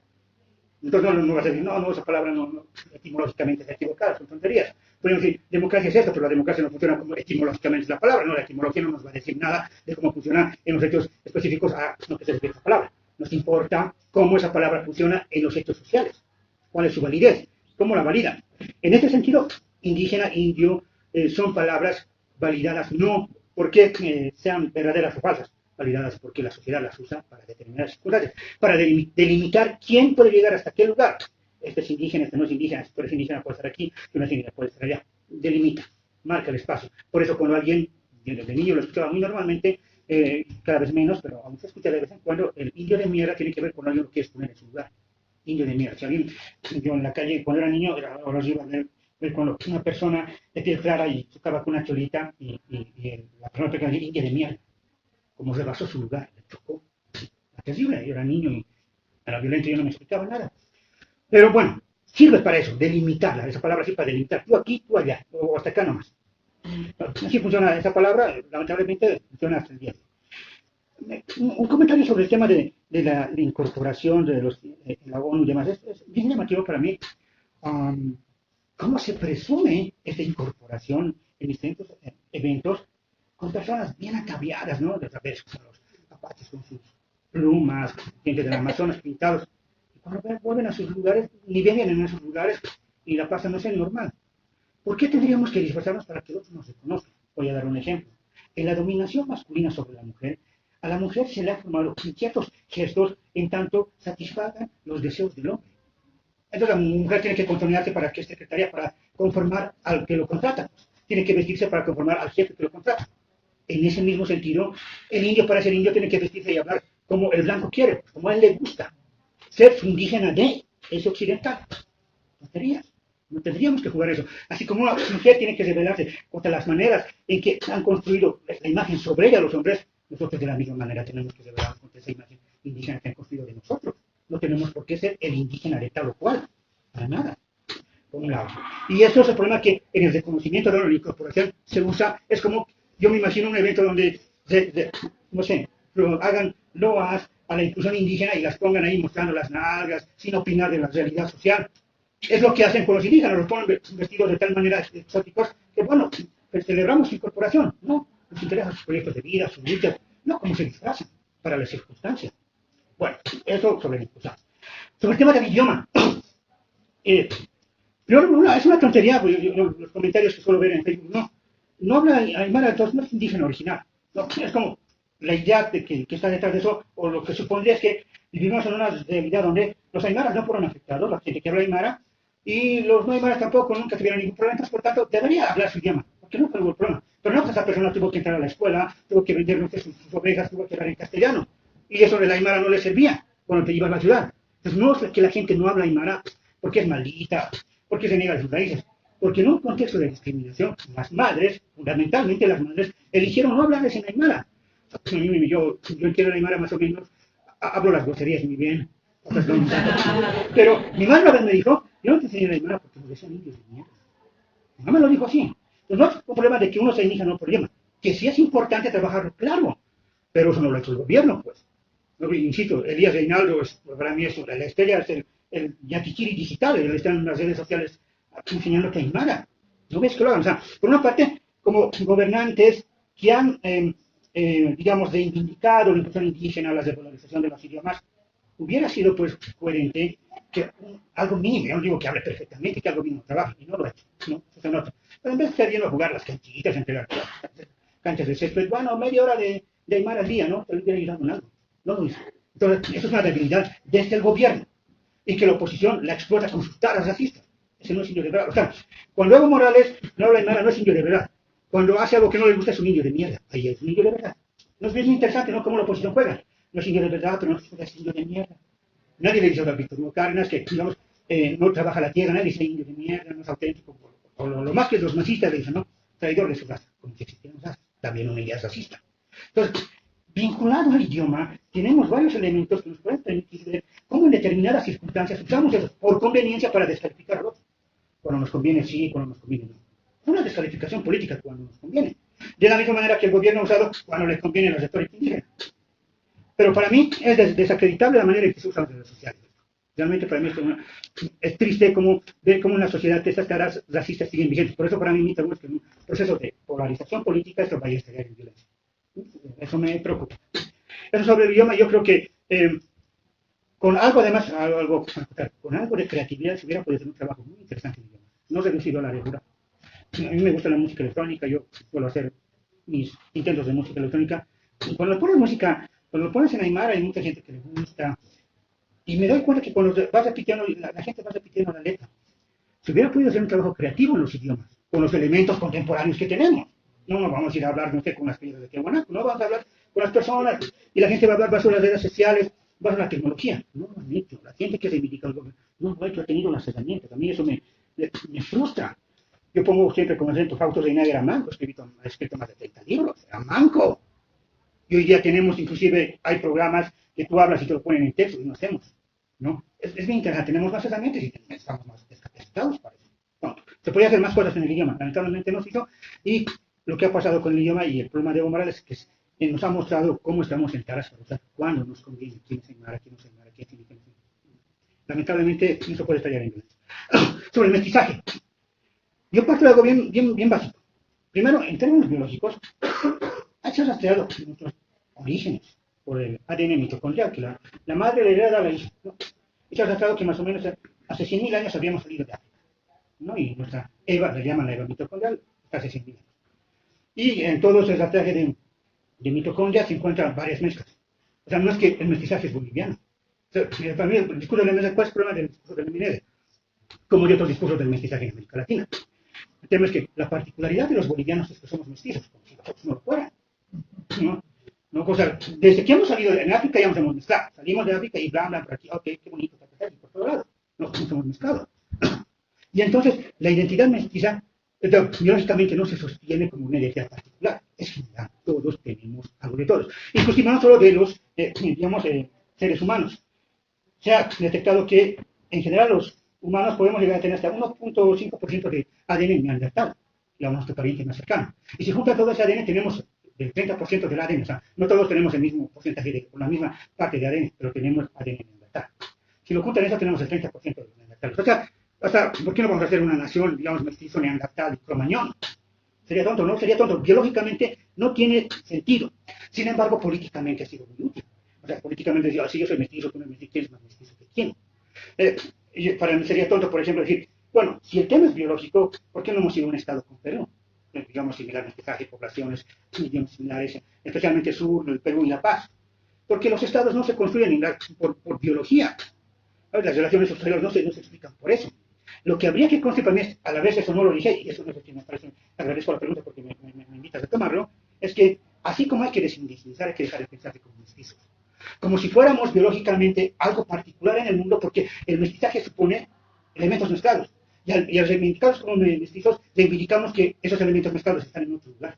En algún lugar hay otras razas. Están los indios puros, están los blancos puros, y en algún momento también se pueden encontrar. No hay ni los indios puros, ni los blancos puros, la humanidad tiene genes mezclados. Hay el hombre de Denisova, si no me equivoco, encontrar otro gen que lo tenemos. no toda la población, especialmente en el Tíbet, si no me equivoco, hay bastante de esto, lo tiene. O sea, tenemos genes de otras poblaciones y eso no nos sirve. Lo que deberíamos pensar nos sirve como dato para ver que el problema no está en la biología. Pero pensando aquí en el proceso que vivimos en Bolivia, de significar, de dar sentido al proceso que estamos viendo, de construir un país a partir de los elementos que hay y no explicarlos porque sean una mezcla cultural. Por ejemplo, también en África, cuando salimos de África, manejábamos el fuego, hacíamos armas y ya hablábamos. Porque hasta que había bajado, podíamos hacer lo que no se podían hacer los simios. Incluso los neandertales de África podían hablar.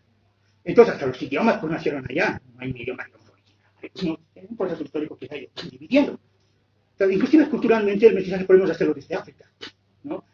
Con las 100 armas, unos amnisticos de otros y se van. Permite entender los problemas particulares que vamos viviendo, además de su relación con otros fenómenos. La idea de llamar mestizos no es una trampa. Claro, ha sido una trampa que permite legitimar un orden, al menos se le permite legitimar su orden. Por lo tanto, todos somos hermanos mestizos. Y como señor, digamos, Víctor Paz y demás los que están en el poder, tienen algo de mí, tienen algo de indio, ¿por qué no lo voy a cuestionar? Porque somos hermanos mestizos. Eliminar las diferencias ideológicamente, es un recurso ideológico. Biológicamente no se sostiene, pero ideológicamente es potente. Hasta el día de hoy, mucha gente reclama ser mestiza en la medida en que esa es una identidad que le permite darse sentido en una situación en la que su vida es distinta a la de los padres en el área rural o en el área urbana y dejar de proyectar sus aspiraciones a lo que quisiera hacer, a los que él considera, digamos, los mestizos que sean. Y ya igual racializada. Más mestizo que quién, más mestizo que quién. Un poquito más de esto, un poquito no permite. Yo pienso que en Bolivia más bien, ya con esto voy cerrando, habría que pensar la constitución en vez de construir una identidad. Hace 100 años, mucha gente que ahora baila en el Gran Poder no lo hubiera hecho hace 100 años. Hoy lo hace. No, se está construyendo una identidad a partir de actores específicos. Aquí yo quiero que no se trata de un aymaracentrismo, sino de una centralidad aymara. Voy a distinguir. El aymaracentrismo, digamos, sentir que el aymara es lo máximo, digamos, que cualquier pueblo tiene un apego, un ego sobre sí mismo, sobre su cultura. Pero yo hablo de una centralidad aymara en el sentido de, por una parte, si uno ve un mapa de Sudamérica, va a ver las capitales están todas en la costa, pero en Bolivia está en La Paz, entre las montañas. Eso le ha permitido a cierta población mantenerse y demás al margen, inclusive del mercado, en buena medida. Muchas prácticas rurales hoy siguen vivas porque su vínculo con el mercado no ha sido muy intenso, por digamos, encierro en las montañas. Por otra parte, el estar en la ciudad de La Paz, que es la sede de gobierno y donde está la universidad más importante, ha permitido que surja una intelectualidad aymara acá, pues no ha salido entre los guaraníes, no ha salido en otro lugar, porque tú estabas en la sede de gobierno donde la gente discute de política, los aymaras migraron, viven cerca de La Paz, entraron a la universidad. Y hablaron de política. El hecho que un bloqueo aymara, ya no serán muchos, pero como en 2003 y demás, paraliza la ciudad, es muy distinto la importancia política a un bloqueo aymara en Puno. Lima siguen viviendo normal. O sea, hay condiciones específicas que han dado lugar a que en Bolivia haya una centralidad aymara. Yo ya pienso un poco eso, sigo viviendo. Y entonces, si hay este proceso, yo pienso que una forma de pensar lo que está pasando en Bolivia es decir, podemos pensarnos quienes tenemos ese origen como actores para articular otros, sí, es legítimo, porque otros no podían hacerlo. Si los emendecistas también articularon la capacidad, bueno, otros podían hacerlo. Pero en ese proceso, no, la idea de ser reconocidos como indígenas es una trampa, y a mí me recuerda, tal vez les ha pasado a muchos, cuando jugamos en un barrio, en la cancha, ¿no? De tierra, éramos niños, 10 años más o menos, y de repente llegaban los mayores, y changos, dale hace, nos botaban, y pues teníamos que jugar en un rinconcito. Ellos jugaban en la cancha. Y a mí me parece parecido, ¿no? O sea, son indígenas, vayan ahí un rinconcito, autonomía es indígena, y nosotros vamos a jugar en la cancha, y van a definir las políticas o no. Una trampa. Pues, pero también en esta disputa por la identidad que está construyendo Bolivia podemos perder, es un riesgo. En toda lucha política es un riesgo. Se asume, nadie va a una lucha a ganar garantizado.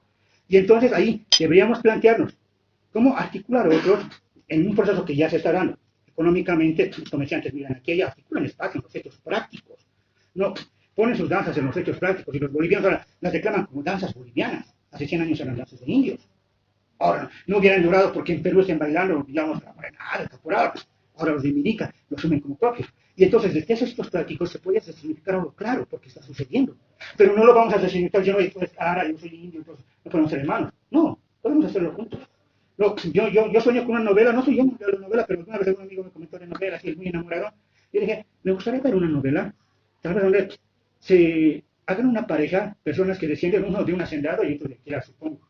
Y que lo que ellos en el campo, pero tal vez el abuelo, el tatarabuelo, pero en la ciudad se conocieron en el 11 y terminaron casándose. Entonces estas diferencias se fueron, digamos, diluyendo en ese proceso que lo estamos viviendo. ¿No? A mí, por ahí podríamos apostar. Entonces ahí las identidades son un objeto de disputa. No hay una naturaleza mestiza, no hay una naturaleza indígena, no hay una naturaleza similar. Es un objeto de disputa. ¿Y cómo nos disputamos? Ahí están los actores, ahí están las ideas, la creatividad, que, bueno, al gobierno se le agotó. Algo se me fue. Algo breve, por favor, con esto. Hay algo que a mí, yo creo que sí diferenciaría con el tema de que lo indígena aglutina a todos y hay logros por... No, yo digo más bien, en una retórica aglutina, porque los hechos prácticos no se juntan. ¿No? Es bonito decir somos hermanos indígenas, pero cuando los ves en la actividad no somos hermanos indígenas. Para mí no hay ningún problema, por ejemplo, que se me reconozcan como particular Carlos Macusaya, Kingdom hasta Einar, con su respectiva individualidad, eso no impide que podamos trabajar en algo juntos. Yo creo que no hace falta engañarnos con una retórica de hermandad sobre hechos donde no somos hermanos, nos confrontamos. Y más bien asumir que hay esa confrontación y desde esa confrontación ver dónde están los potenciales que podrían articularnos. Reconociendo tu particularidad, sí, pero no para subsumirte, no para... Te conozco en el sentido de, digamos, yo impongo los límites del reconocimiento. Tú eres indígena, en tanto, si no cumples con los indígenas, estás poniendo los límites. Pero en cambio, en un acercamiento en el que ya no el reconocimiento del otro sea un paso para ponerlo en un lenguaje medio bastante, no me gusta mucho, de reconciliación, en el que estuvimos peleados por nuestros colores de piel, por pertenencias étnicas, sí, pero que eso no quiere decir que no podamos hacer algo juntos, que es un antecedente, y que reconociendo ese problema, viendo la naturaleza de ese problema, tal vez podamos construir algo. Habría que esforzarse en eso, habría que esforzarse. Para irnos más prácticos y para que no se mueva mucho la cámara. Buenas noches, Carlos, felicidades por tu exposición, muy buena exposición. Yo quería opinar del tema de que, por ejemplo, Evo Morales tiene esta, no sé, para el día del Estado Plurinacional de Bolivia, digamos, ¿no? Tiene sus grupos, hace todos sus mesas, toda una serie de actividades para ese día. Pero en la práctica es diferente. O sea, él para viajar, para ir a un lado, para movilizarse, para tener, vive como todo un capitalista, digamos, no practica lo que dice. Ahora también el tema de, ¿qué se llama?, de obligar a la gente, a su misma gente, a que aprenda un idioma que es obligatorio. Con un mes piensa que han aprendido y él en 13 años que está en el gobierno no podría aprender ningún idioma. Ahora, eso es lo que yo critico también del gobierno de Evo Morales. Ahora, de acuerdo a lo que tú me dices, yo quisiera que tú en tus palabras me digas qué es, o sea, qué naturaleza tiene Evo Morales. ¿Es indígena? ¿Qué se llama? ¿Es campesino? O sea, ¿bajo qué parámetros podemos medirlo este señor para tener algo claro? Porque ni habla claro, ni tampoco... O sea, no dice lo que no practica lo que dice.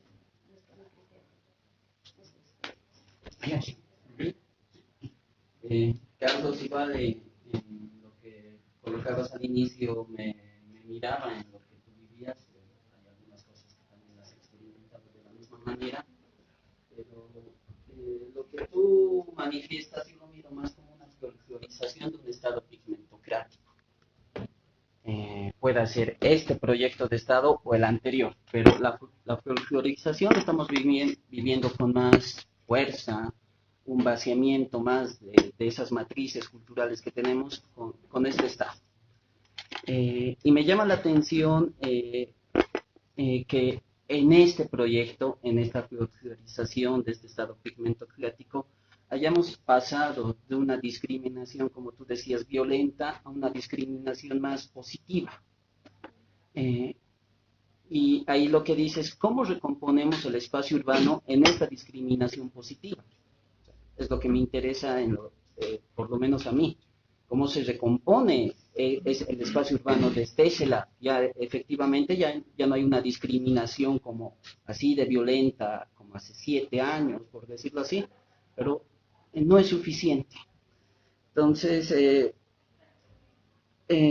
apuntabas que también en esta discriminación positiva hay una suerte de domesticación de lo indio, lo indígena, como un buen salvaje, donde estamos en espacios de poder por ciertos rasgos físicos o porque hay cierta afinidad ideológica por quien está encima. Sin embargo, siento que habrá que mirar con más confianza esa matriz cultural de lo aymara, lo quechua. Efectivamente, si podemos sacarlo de esa categoría a la que tú eres renuente de lo indígena o de lo indio, sí, pero mirar la matriz cultural aymara, quechua o de otros lugares, creo que es importante para recomponer el espacio urbano, porque efectivamente es un espacio urbano de las desconfianzas. Pero la esperanza que encuentro es en esta lectura, en estas matrices que tenemos. Hay que ver cómo se construye lo comunitario en el espacio urbano, con esas desconfianzas que tú manifestabas. Por otra parte, mi otra duda es, entonces, si salimos de eso, de esa desindigenización más para ver lo que somos, ¿no es también una suerte de ingenuidad a la que vamos a caer por lo que somos? O sea, ya lo vivimos, o sea, en todo lugar nos contratan por lo que somos, y como lo demuestras, meritocráticamente. Creo que el espacio urbano es el espacio donde premia esa meritocracia, porque demuestras lo que eres o lo que uno es.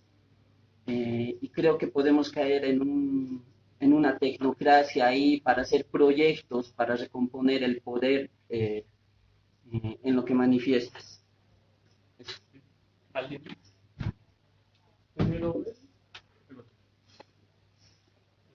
En realidad a mí me gustaría adherirme a tu provocación sobre en qué medida sigue siendo útil hablar del indígena en el presente.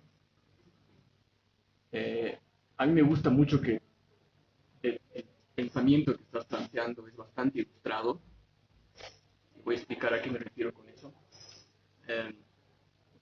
Porque en algún punto en las discusiones se mencionó, por ejemplo, la experiencia de los negros. Yo creo que uno de los momentos más ilustrados de la historia de la humanidad y de América es la Revolución de Haití. Justamente esta apropiación de los principios ilustrados de los jacobinos, franceses, etcétera, para romper con una relación de violencia que era justamente la esclavitud, etcétera, ¿no? Y era un proyecto que no tenía que ver en ningún sentido en retornar a las raíces africanas, etcétera, etcétera. Y de hecho es una idea que después retoma Frantz Fanon, que también es un pensador ilustrado, que la liberación del sujeto negro no parte por afirmar su negritud en sentido de tradiciones ancestrales, africanas, etcétera, ¿no? Sino de cómo justamente esta negritud puede convertirse incluso hasta en una categoría potencialmente universal. Que de hecho era lo que planteaban también los revolucionarios haitianos en su primera constitución, cuando lo negro, lo haitiano negro, también incluía a los alemanes y polacos que habían peleado junto con ellos contra los franceses. ¿Y por qué me parece importante señalar que es una posición ilustrada? Porque del otro lado de la discusión filosófica, si tú quieres, en Europa, contrailustrada, todo el pensamiento contrailustrado, plantea cuestiones bastante similares a lo que hasta ahora se discute ahora, por ejemplo, ¿no? Que es esta relación, por ejemplo, de los germanos con los Alpes. Ahí nace, por ejemplo, el telurismo, ¿no? Que muchos piensan que es un pensamiento andino por excelencia. Y este retorno a la tradición, a la comunidad local, este retorno a la idea de un lazo de sangre entre un pueblo, era una política reaccionaria contrailustrada. Por detrás de eso estaba justamente la defensa de sistemas de casta alemanes bastante complejos y además súper violentos, que estaban justamente opuestos a toda esta idea ilustrada de derechos y principios universales que se apliquen para todos, ¿no? Y me parece bastante problemático que en el presente, no solamente acá en Bolivia o en América, etcétera, hay un retorno a un pensamiento contrailustrado bastante reaccionario, ¿no? desde el auge de los terraplanistas en Estados Unidos, ¿no? Hasta cuestiones más vinculadas con la cultura popular. Porque si bien la comunidad negra, por ejemplo, en Estados Unidos en los años 60, tenía una discusión igual, bastante ilustrada, que era justamente cómo dejamos de ser negros, ciudadanos de segunda categoría, y llegamos a ser ciudadanos plenos como los blancos. Y eso no parte por afirmar la negritud, sino por discutir cuestiones más de orden estructural, no en el sentido estructuralista, de construccionista, sino en el sentido de las estructuras sociales, económicas y políticas, ¿no? Y ahora, por ejemplo, un fenómeno que puede parecer bastante trivial, que es este tema de la película, esta Pantera Negra, ¿no? Pero que ha tenido un impacto en la comunidad negra bastante fuerte, en el sentido de esta idea de la identidad africana, y todo el mundo está con el tema de Wakanda, etcétera, etcétera, ¿no? Cuando en realidad es una película profundamente reaccionaria, que desvirtúa incluso desde el título todo lo que era el movimiento de los Panteras Negras en Estados Unidos, que era un movimiento incluso que apuntaba al socialismo, a la toma del poder, ¿no? Y a discutir cuestiones de orden estructural en este sentido, ¿no? ¿Y para qué has servido lo indígena? Y ahí concuerdo plenamente contigo. Hice un trabajo de campo en Salinas de Garza y Mendoza sobre las contradicciones de la producción de quinoa, ¿no? ¿A qué ha conllevado la producción de quinoa? Ha conllevado a procesos de diferenciación social, socioeconómica muy profundos, de explotación del campesinado en las comunidades, ¿no? Pero que es algo que pasa desapercibido detrás de justamente todo este discurso del Ayu, porque ahí está el Ayu, etcétera. De vez en cuando vienen aquí vestidos casi de piñata a pedir plata al fondo indígena. Para eso ha servido lo indígena. Y lo más problemático de todo es que no solamente es una política de imposición estatal, sino también una política hasta de respuesta frente a estas políticas del Estado. Y el ejemplo paradigmático de eso es lo que sigue siendo hasta ahora la lucha del Tigris. Hace tiempo vinieron unos tipos de un tribunal de la naturaleza que, hay que decirlo, no sirve para absolutamente nada, ¿no? Han llegado en la avioneta, todos los han esperado disfrazados, se los han bailado y se los han llorado. Para eso sirve lo indígena en el presente, hay que decirlo de frente, ¿no? Y justamente con esa fantasía del cuidado de la naturaleza, etcétera, cuando en realidad, y ahí, o sea, sin querer dar toda la razón, pero por ejemplo, el ministro Carlos Romero tenía la razón cuando decía, sí, pero las comunidades están divididas, y una gran mayoría de las comunidades ni quieren carretera. Porque no es un tema de medio ambiente o de indigenidad y demás, sino de cómo viven ahí adentro las personas. Y entonces ahí quisiera hacerte un comentario, pregunta, porque me da la impresión de que se enriquecería más tu discusión, ¿sí?, si incluyeras un poco también de economía política, es decir, de estas discusiones que tienen que ver más con la diferenciación socioeconómica y con la violencia estructural, ¿no? Que son en las que en última instancia determinan toda la violencia simbólica posterior, ¿no? Y me parece que falta un poco eso en la discusión.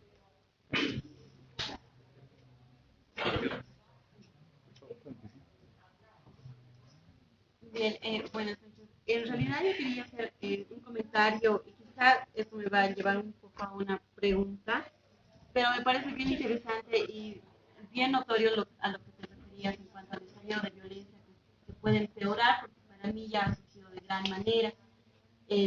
No es mentira o no es nada oculto cómo se van peleando, no solamente tanto opositores como partidarios del MAS en estos problemas en las redes sociales.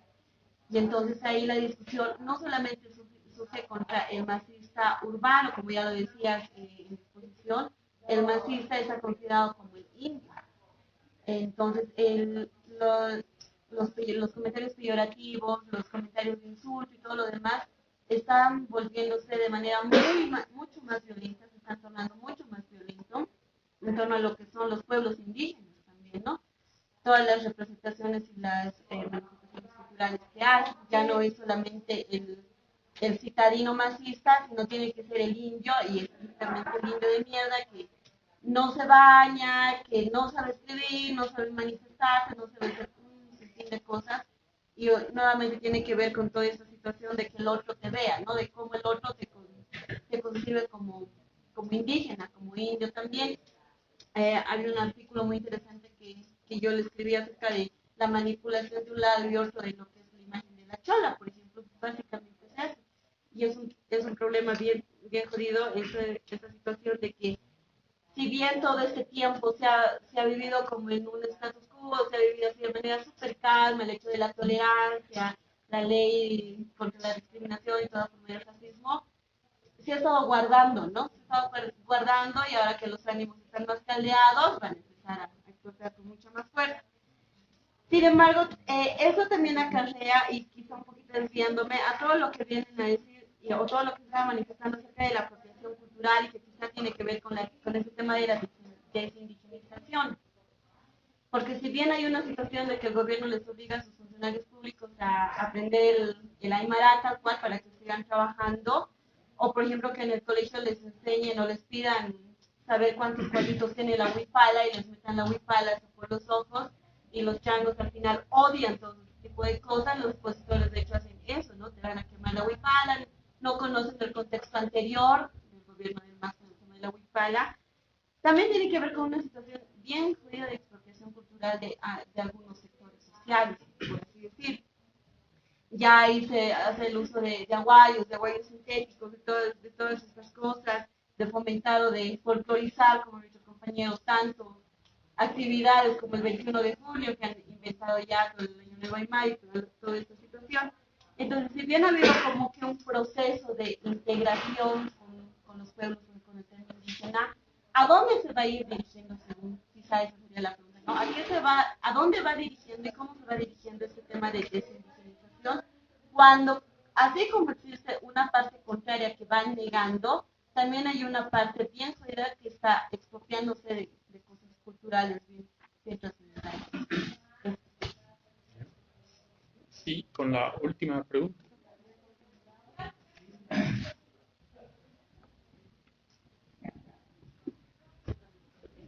Te pasaré el título para que lo pongas ahí, por favor. El denominativo de raza de bronce. ¿Esto por qué te digo? Porque has hablado del concepto biológico y, bueno, yo estoy dentro del área de las ciencias, ¿no? De la salud. Y bueno, hemos hecho bastante, yo hago epidemiología y hago investigación en campo, estoy en campo, ¿no? O sea, creo que estar dentro de la ciudad, estar alrededor del cemento, esto más bien te bloquea las ideas, ¿no? Y no puedes hacer ni investigación. Y creo que la mayoría que hace investigación aquí, piensa aquí en la ciudad, sinceramente está perdiendo su tiempo y su vida cuando tiene que salir al campo, ¿no? Para hablar mucho más inclusive de los indígenas. Y porque el mismo indígena cuando llega a la ciudad pierde todo ese contexto que les relacionaba más a la naturaleza. Y estoy casi segura, todavía tengo dudas, pero sí la naturaleza tiene que ver mucho con el contexto del hombre indígena o de la mujer indígena, ¿no? Porque desde que ha habido la evolución, ¿no? Pues los hombres antiguos tenían que resistir frente a las inclemencias de adaptarse a la naturaleza mientras evolucionaba, ¿no? Y sí morían, pero no morían como ahora podría serse, digamos, que una persona esté desnuda en el campo y llegue la nieve o llegue el frío, lo más seguro es que muere más rápido que un hombre o una mujer de las épocas antiguas, ¿no? Entonces, hemos tenido algunas investigaciones con la cuestión de derechos y todo en las comunidades que se han denominado alejadas o las que se han denominado separadas de todo lo que es lo que es adelantado, lo que es avanzado, como los yuquis, etcétera, donde está carcomiéndose, por ejemplo, la tuberculosis, ¿no? Porque ellos han decidido que no van a entrar, porque ya no quieren más, porque hubo alguien que salió, entró y se llevó la enfermedad y empezaron a carcomir a la comunidad y casi se están exterminando. Y ellos han decidido ya que no entren los blancos ni mestizos y no quieren ni al servicio de salud. ¿Por qué? Porque van a terminar de matarnos. Lo mismo ocurre en las comunidades de los originarios, ¿no? los cacachacas, los laimes, ¿no? Cuando nosotros hemos ido a apoyar para los huérfanos, ¿no? Porque ellos se han matado, ¿no? Entre cacachacas, laimes, cucus, por un cerro, ¿no? Por la realidad era un cerro donde las llamas de los cucus y laimes han entrado al cerro de los cacachacas, que eran más adelantados, más grandes, porque se producía más quinoa, entonces eran más grandes y todo, y la pastora que entró, y luego a la pastora la carnearon los cacachacas, y de ahí empezó la guerra, ¿no? Y ha generado muchas muertes y todo, y a raíz de eso se hizo viviendas para los huérfanos, para los mutilados, etcétera. Y ellos, cuando les decíamos, ¿por qué no vives un poco más cerca al río, más cerca a algo que sea a la carretera? Y ellos decían, no, porque es mi casa, yo soy alguien aquí, porque cuando voy a la ciudad o cerca a un pueblo soy el que vende chicles, el que vende ligas, y no soy nada, en cambio aquí soy hasta autoridad, y yo puedo guiar a mi pueblo. Y lo otro es que ellos, por ejemplo, los originarios, no se juntan con las mujeres citarinas o de los pueblos porque no quieren contaminar su sangre. Y ahí venía una situación de un comentario que hiciste, ¿no? ¿Por qué vienen los gringos o los extranjeros a Bolivia? Porque los genes son más puros. Y sí, los hemos demostrado nosotros en la ciencia. Que los aymaras, los quechuas, como están un poco más separados, ¿no? Más separados, están más cerca a la naturaleza, etcétera, no han tenido tanta relación con el exterior como los del primer mundo, que se han expuesto a tóxicos y a sustancias y al plástico y al cemento, etcétera, pues están debilitados en su organismo. Y obviamente eso, dado el tiempo de la evolución, se marcan los genes. Por eso son más débiles. ¿Y qué quieren hacer? Entre comillas, vienen a Latinoamérica, mucho más a los países de Bolivia, a las comunidades. ¿Por qué? Porque tienen que refrescar su sangre para sus nuevos descendientes, ¿no? Y parecería chiste, pero sí, así también nos los han contado ellos, ¿no? Y por eso tampoco se quieren juntar. ¿Por qué? Porque saben que muy pronto, si no, van a morir porque va a desaparecer su clase. Por eso son originarios, ellos no se mezclan, etcétera, ¿no? Entonces, yo quería preguntarte, ¿qué opinas sobre eso? Porque ellos repiten que son raza de bronce. Yo creo que es más referido a eso, ¿no? A la evolución, la biología, estar más cerca a la naturaleza y menos contaminados o algo. No, sin ánimo de decir, no, que los indígenas son naturales. Yo, sinceramente, me considero más indígena porque estoy más en campo, ¿no? Excepcionalmente estoy en la ciudad, pero me he vuelto mejor persona, inclusive, ¿no? Porque ya no soy tan consumista, ya no estoy preocupada de muchas cosas como en la ciudad, que estamos muy preocupados cuando llegamos aquí, y además el estrés es muy, muy claro y se ve en tu familia y en todos, ¿no? Quieres escapar de aquí porque todo el mundo solo se queja y solo busca problemas y todo. Entonces, no sé qué opinas de eso, y gracias por todos los comentarios. ¿No? Gracias. Y lo último que sería ahí.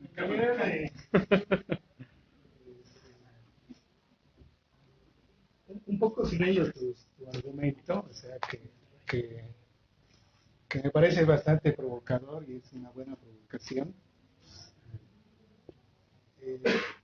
Siento que en la deriva final de tu argumento, como que recaes en un discurso despolitizador. O sea, primero haces una crítica a la no coherencia entre el discurso y lo real, ¿no? O sea, el discurso del indigenismo o del indianismo postulaba, por decir, la emancipación, todo lo que has dicho. Sin embargo, en la realidad está sucediendo otra cosa, ¿no? Esa es una crítica fuerte, etc. Pero de ahí derivas que hay que abandonar el discurso del indigenismo. Entonces la pregunta es, ¿bajo qué identidad o bajo qué concepto de identidad se puede pensar un proyecto de emancipación? ¿No? O sea, porque creo que hubieron preguntas ahí sobre el mestizaje, porque uno diría, en tu argumento final se está reinventando el mestizaje, ¿no? O sea, nuevamente llegas al discurso del mestizaje, de decir, tenemos que vernos todos y encontrarnos todos ya sin categorías, ser indígena, ser mestizo, etc. Entonces la pregunta es, ¿cuál es entonces la categoría? ¿El vacío? ¿No? El vacío, o sea, ¿cuál es la categoría que uno puede pensar en un proyecto de emancipación? ¿No? Y ahí lo dejaría porque uno diría, el concepto de indígena y de lo indio sirvió precisamente para marcar fronteras, para marcar proyectos de emancipación. Si no se realizaron o se realizaron parcialmente es otra historia, pero al parecer ahí identifico que hay un vacío en tu narrativa teórica, conceptual, histórica, ¿Hasta qué?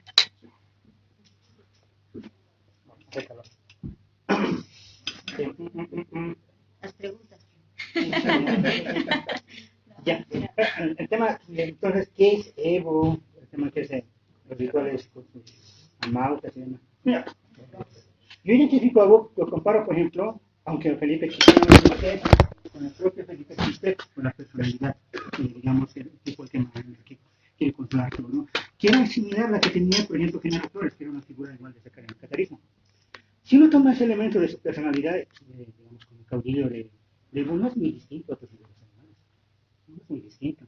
Claro, está la idea de que los animales son comunitarios en el contexto, ¿no? Cuando uno vive en la y demás, tiene que sobrevivir en grupo, pues seguramente que sí. Hay muchos aspectos que me muestran que Evo tiene, evidentemente, muestra sus raíces étnicas animales, bien fuerte.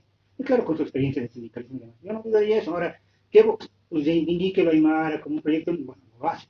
Sin embargo, muchos de los comportamientos con estos aspectos muy individuales, de tratarse como familia, eso uno lo encuentra en el área rural, en dirigentes muy conocidos, se repite. Para mí es eso, ¿no? Ahora, no es que sea por algo importante. Para mí lo llamativo es que Evo no es, por ejemplo, lo que sería para, lo que es por muchos jóvenes en Sudáfrica Nelson Mandela, ¿no? Es un referente. Insisto, nadie quiere ser Evo Morales, pero hay muchos jóvenes que quisieran seguir los pasos de Mandela. No es un referente de afirmación identitaria, decir, wow, ese es el camino, hay que ser como él. Yo no veo que entre los jóvenes aymaras ellos sea eso. Insisto, quieren ser algo de la no quieren ser algo. Yo pienso que un reto es construir, insisto, referentes de afirmación identitaria donde la gente vea donde su color de piel no significa la marginalidad, no significa el ser, digamos, masa movilizable, ¿no? Construir estos eso se puede construir, no lo hizo el gobierno, ojalá se pueda hacer otras personas. Sobre el tema del espacio urbano y el tema de las materias culturales. Primero, el urbano está bien marcado por la práctica rural, por algo bien práctico. Nuestro proceso de pasar de ser una sociedad rural a urbana es medio reciente, eso pasó en los 90.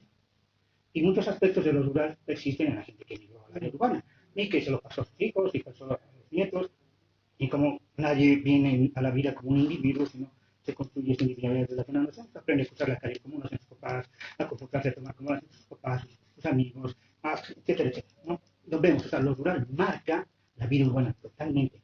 Bolivia es inentendible, como cualquier país que tiene un proceso un poco reciente de pasar a ser un país urbano, eso es una huella muy fuerte. Sin embargo, va dándose también a la vez un proceso de individualización. Yo veo a muchachos en la universidad que cada vez para mí se parecen a personas que clara, tienen su comportamiento individual.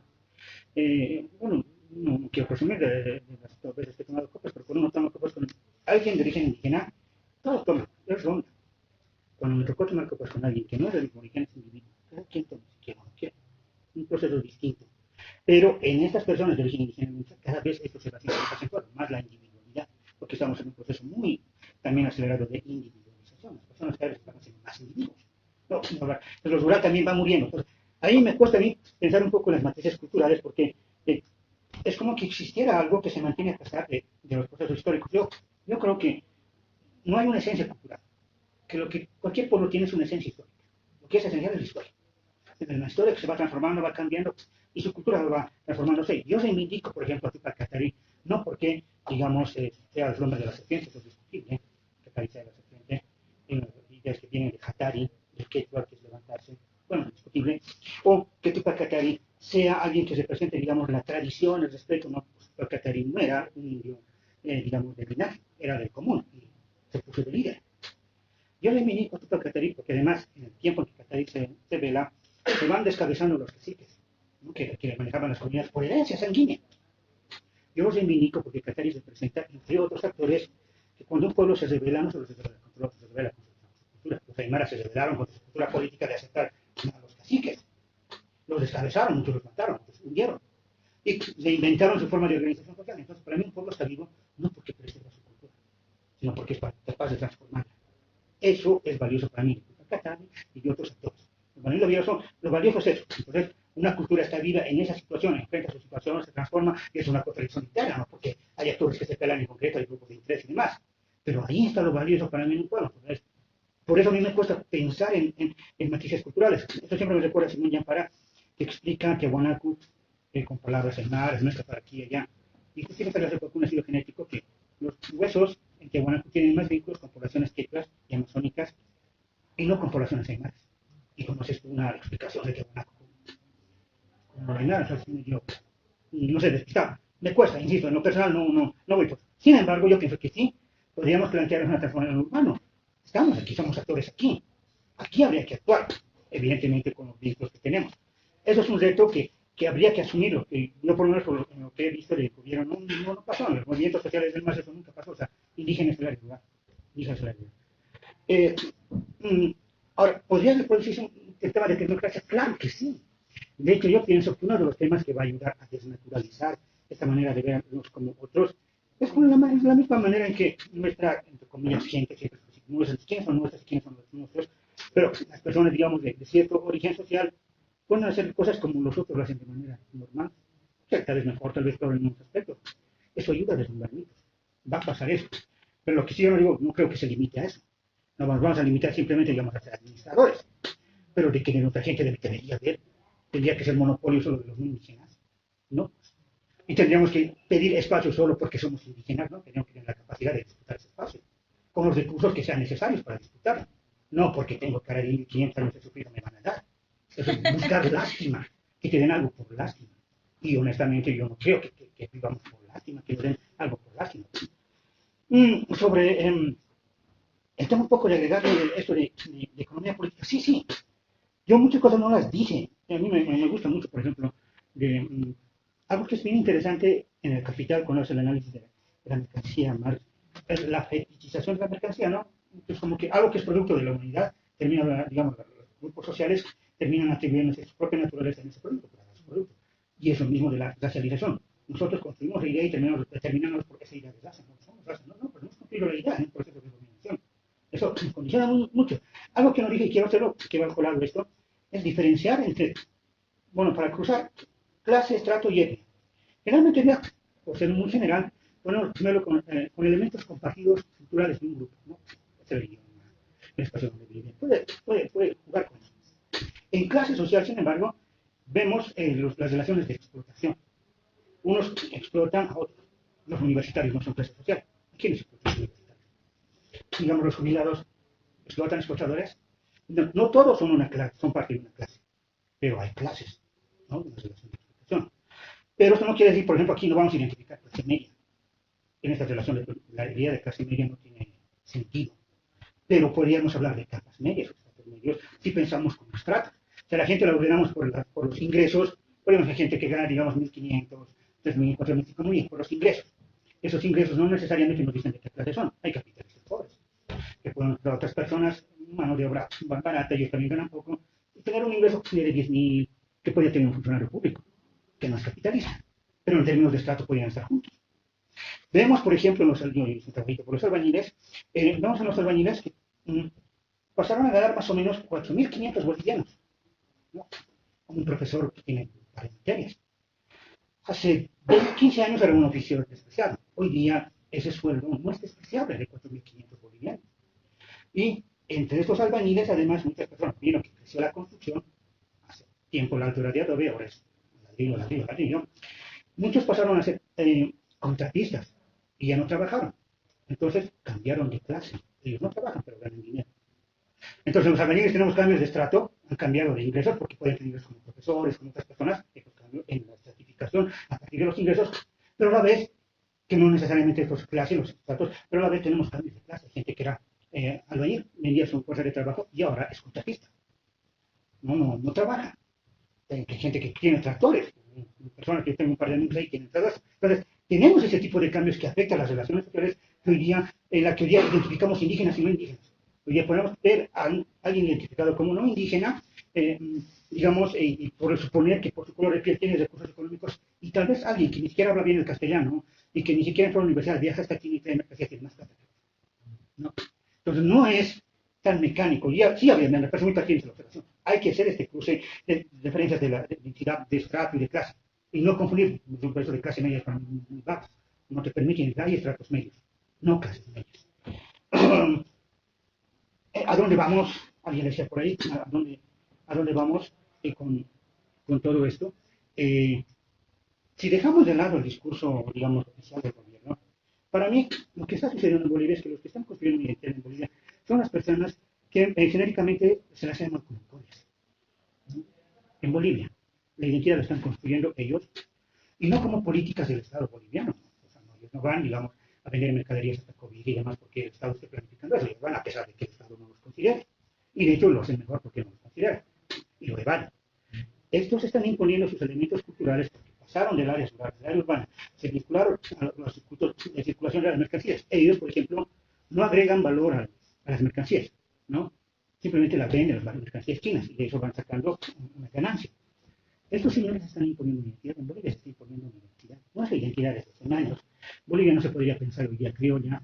La manera, digamos, más o menos aceptable, eso es decir, si somos mestizos porque tenemos algo de medicina central y nuestra cultura. Es chistoso para mí ver a muchos presentadores de televisión cuando hablan de las centrales o de cosas que pasan en estos espacios y no tienen ni idea de lo que pasa ahí, pero ya es nuestra cultura. Ya lo dicen. No lo hubieran dicho hace 50 años. Hoy lo dicen, porque está pasando eso. Entonces, más allá de lo que uno podría estar de acuerdo, un dato que hay que tomar en cuenta es que esta gente ha ocupado y ha impuesto sus expresiones culturales. Ahí el tema es, ¿politizará eso? Pasará un proceso no simplemente de sí, yo les vendo estos dineros, pues además me caso con indígenas del Oriente, lo hacen, les da derecho a tierras. Ahí siembran, venden. Politizarán eso y le disputarán el control a las élites bolivianas. Podrían politizar eso, ¿no? De 500 años sometidos, sí, pero además nosotros ahora tenemos con poder económico, porque están con poder económico. O entrarán en una alianza con los grupos hoy día establecidos, porque necesitan ellos tierras. La gente que está mirando al Oriente Boliviano necesita tierras, y necesita ampliar la frontera agrícola. Y para hacer eso necesita aliados. ¿Y quiénes van a ser sus aliados? Los ganaderos del Oriente. Entonces, ahí hay posibilidades. Uno podría ser independientemente, o podría ser, digamos, confrontados con ellos. Primero, que pienso que esto es lo que va a ir accediendo a la larga, ninguna posibilidad. Sobre eso, ¿qué se puede hacer? Porque ahí no se va a acabar la historia. No es que digamos, imaginemos que, bueno, está bien, estos señores logran politizar los elementos culturales a partir de las cosas que están haciendo en concreto. Para en Bolivia, sus vínculos éticos funcionan, porque es el padre, el hijo, el tío y demás gente de la comunidad que articula el mercado. Allí están los vínculos éticos, pero entre ellos hay diferencias de estatus, y entre ellos también hay diferencias de clase. Por eso digo que no es suficiente verlos solo como clase, no es suficiente verlos como estrato, hay que usar estas ideas. Bien. Entonces, para mí, a la larga lo que habría que pensar es que va a ser más fuerte la lucha de indios contra indios, si quieren, porque va a ser más evidente las diferencias sociales entre ellos. Eso va a ser, o sea, indios contra caras, estamos viendo, eso aún va a seguir fuerte, pero va a ir agonizando. El escenario donde las disputas en términos de intereses económicos va a dejar cada vez de tener este platismo casi que cada vez se va a hacer más claro que es un indio contra un indio. Que, como pasa en Buenos Aires, va un boliviano de origen aymara y llega otro boliviano que es el cuñado, sobrino y demás, y lo hacen trabajar desde las 6, 5 de la mañana, ¿no? Por sobre explotación, ¿no? Es una contradicción entre ellos. Entonces, esto va a ir para ir tomando cada vez más fuerza. Y ahí sí habría que pensar, entonces, por eso insisto, no, ya no va a hacer falta, porque tú eres indígena, tú no eres indígena. Enfrentar esos procesos. Sobre el tema de cómo pienso de razas de bronce y el tema de las comunidades. Sí, en las comunidades en las que no vamos a encontrar la comunidad original, pero entre menos vinculadas están al mercado, vamos a encontrar siempre rasgos en los que la individualidad pesa menos y es el interés más colectivo que, digamos, sobresale. Eso es muy evidente. Sin embargo, también estamos en un proceso en que eso se va diluyendo. Se está desestructurando ese tipo de relaciones. Yo hace poco me encontré con un amigo que nos conocimos en 2003, en estas cosas, y era muy partidario de ir al campo. Lo que le digo ahora, no quiere ir al campo, porque la gente habla mal de los otros, siempre a las espaldas, porque se está diluyendo. Si se forma la organización social, se está desestructurando. en un proceso de descomposición, se está cayendo. Para mí hay que recuperar algo, no, pues, para mí no se trata de vivir muertos. ¿Qué podemos construir con lo que hoy tenemos hacia adelante? Porque el problema para mí con ella de recuperar, es como que pensamos que, por ejemplo, por decirlo de algún modo, Tupac Katari tiene las respuestas para nuestros problemas. No, pues Tupac Katari no los vivió. No vivió las diferenciaciones que estoy mencionando. Nos toca a nosotros dar respuesta a esos problemas. No la vamos a encontrar en nuestros antepasados. Nuestro reto es no echarle el bulto a nuestros ancestros, a lo que dicen las especies de tabonaco, lo que nos digan las hojas de coca, no. Se trata de entender este proceso y ver cómo nos armamos ahí y qué vamos a hacer de salida. Entonces yo lo veo más o menos en ese sentido y que los gringos, yo lo escuché alguna vez, ¿no? En Perú, es que los gringos vienen las gringas vienen a tener sexo con los indios porque quieren mejorar su raza, porque nosotros estamos mejor genéticamente. No sé, no es mi área genética, algo me he metido para desentrabar de esa idea de lo mestizo, y algo me he metido en eso, pero no sé hasta qué punto puede hacer eso cierto. Además, como en la actualidad cada vez estamos más cerca de la producción de seres humanos programados genéticamente, ¿no? Entonces, si eso está más cerca, no nos van a necesitar, pues ellos se van a programar. Entonces, yo diría que ahí está complicado muy bien. No lo tomaría. Yo diría, más bien, ¿por qué no tenemos el cuidado de que no nos manden seres humanos programados? Y para que no nos los manden, nosotros tenemos que saber cómo se programan, cómo se hace, cómo lo detectamos. Necesitamos ese conocimiento. Fernando decía sobre, que era algo así. Yo, la verdad, yo hice intencionalmente abierto ese final. Como que no les dije qué es lo que yo pienso, ¿no? Desde mi punto de vista, lo que decía Strato, para mí aquí va a haber una centralidad, hay una centralidad de la imagen. Puede ser esa la que puede ser, porque no está garantizado, tampoco es que eso esté, digamos, escrito en piedra y bueno, porque lo dijo Viracocha, nosotros vamos a utilizar. ¿Cuál sea nuestra capacidad a partir de ese proceso que está sucediendo? De construir algún proyecto de eso, y ahí no vale, pues yo no pienso, por ejemplo, un proyecto separatista sea viable. Hay gente que puede querer un proyecto separatista aymara. Entonces, la gente en Santa Cruz de origen aymara cobija para que separarse y ahí su vida, tiene su chole de aquí, allá, no creo que tenga interés, ¿no? Lo que no hay, me parece, es problema. Tenemos un movimiento aymara fuerte, sí, ¿no? Movilización y demás. Dirigentes han habido, sí. Una fuerza económica que no se puede negar. Viene Carnaval, viene Gran Poder. Sin embargo, son muy pocos la gente, los líderes, los que ponen, ¿cómo articulamos esa fuerza de movilización que tenga que pegue en la dirigencia? Y además que le dé un sentido de esa fuerza económica, no veo. Muy pocos. Los comités, por ejemplo, de Fernando Toja. Es bien interesante que Víctor Hugo Cárdenas, que viene de ese sector, no ha trabajado en eso. Él viene de ese sector. Él es un superior, muchos años, pero no trabaja en eso. Claro, a él le gusta ser el indio de los otros. Es más cómodo, eso le ha permitido posicionarse. Nunca ha sido el indio, digamos, de los del poder. Que vaya siempre indio, pero nunca les ha dado un cariz político a eso. No. Entonces, hay ahí fenómenos que van a dar lugar a algo. Y entonces, como decía, y ahí se está construyendo Bolivia sin identidad. Yo sí me cuestiono, yo creo que estos señores podrían darle una coherencia nacional a Bolivia, podrían darle, insisto, no hay garantía en eso, pero lo que no veo es que la gente esté apuntando a trabajar por ese lado. Entonces, es como que ahí está el potencial y nadie quiere ir a trabajar sobre el qué. Bueno, también nadie quiere trabajar porque ni siquiera lo ven, pues porque piensan que los indígenas están en el campo, viven en el pasado, hace 500 años. No. Hay un potencial que podría darle sentido a Bolivia. Lo dijo un señor, Roca, un historiador cruceño. Su hija me regaló el librito y es bien interesante que la introducción diga, ¿no? Cruceño. Decía que en Bolivia la identidad boliviana es como que lo aymara da sentido a la identidad boliviana. Y yo pienso que no se equivoca. El problema es que no basta con que tú le des sentido. Hay una disputa por dirigir eso y en eso no entra. Bien.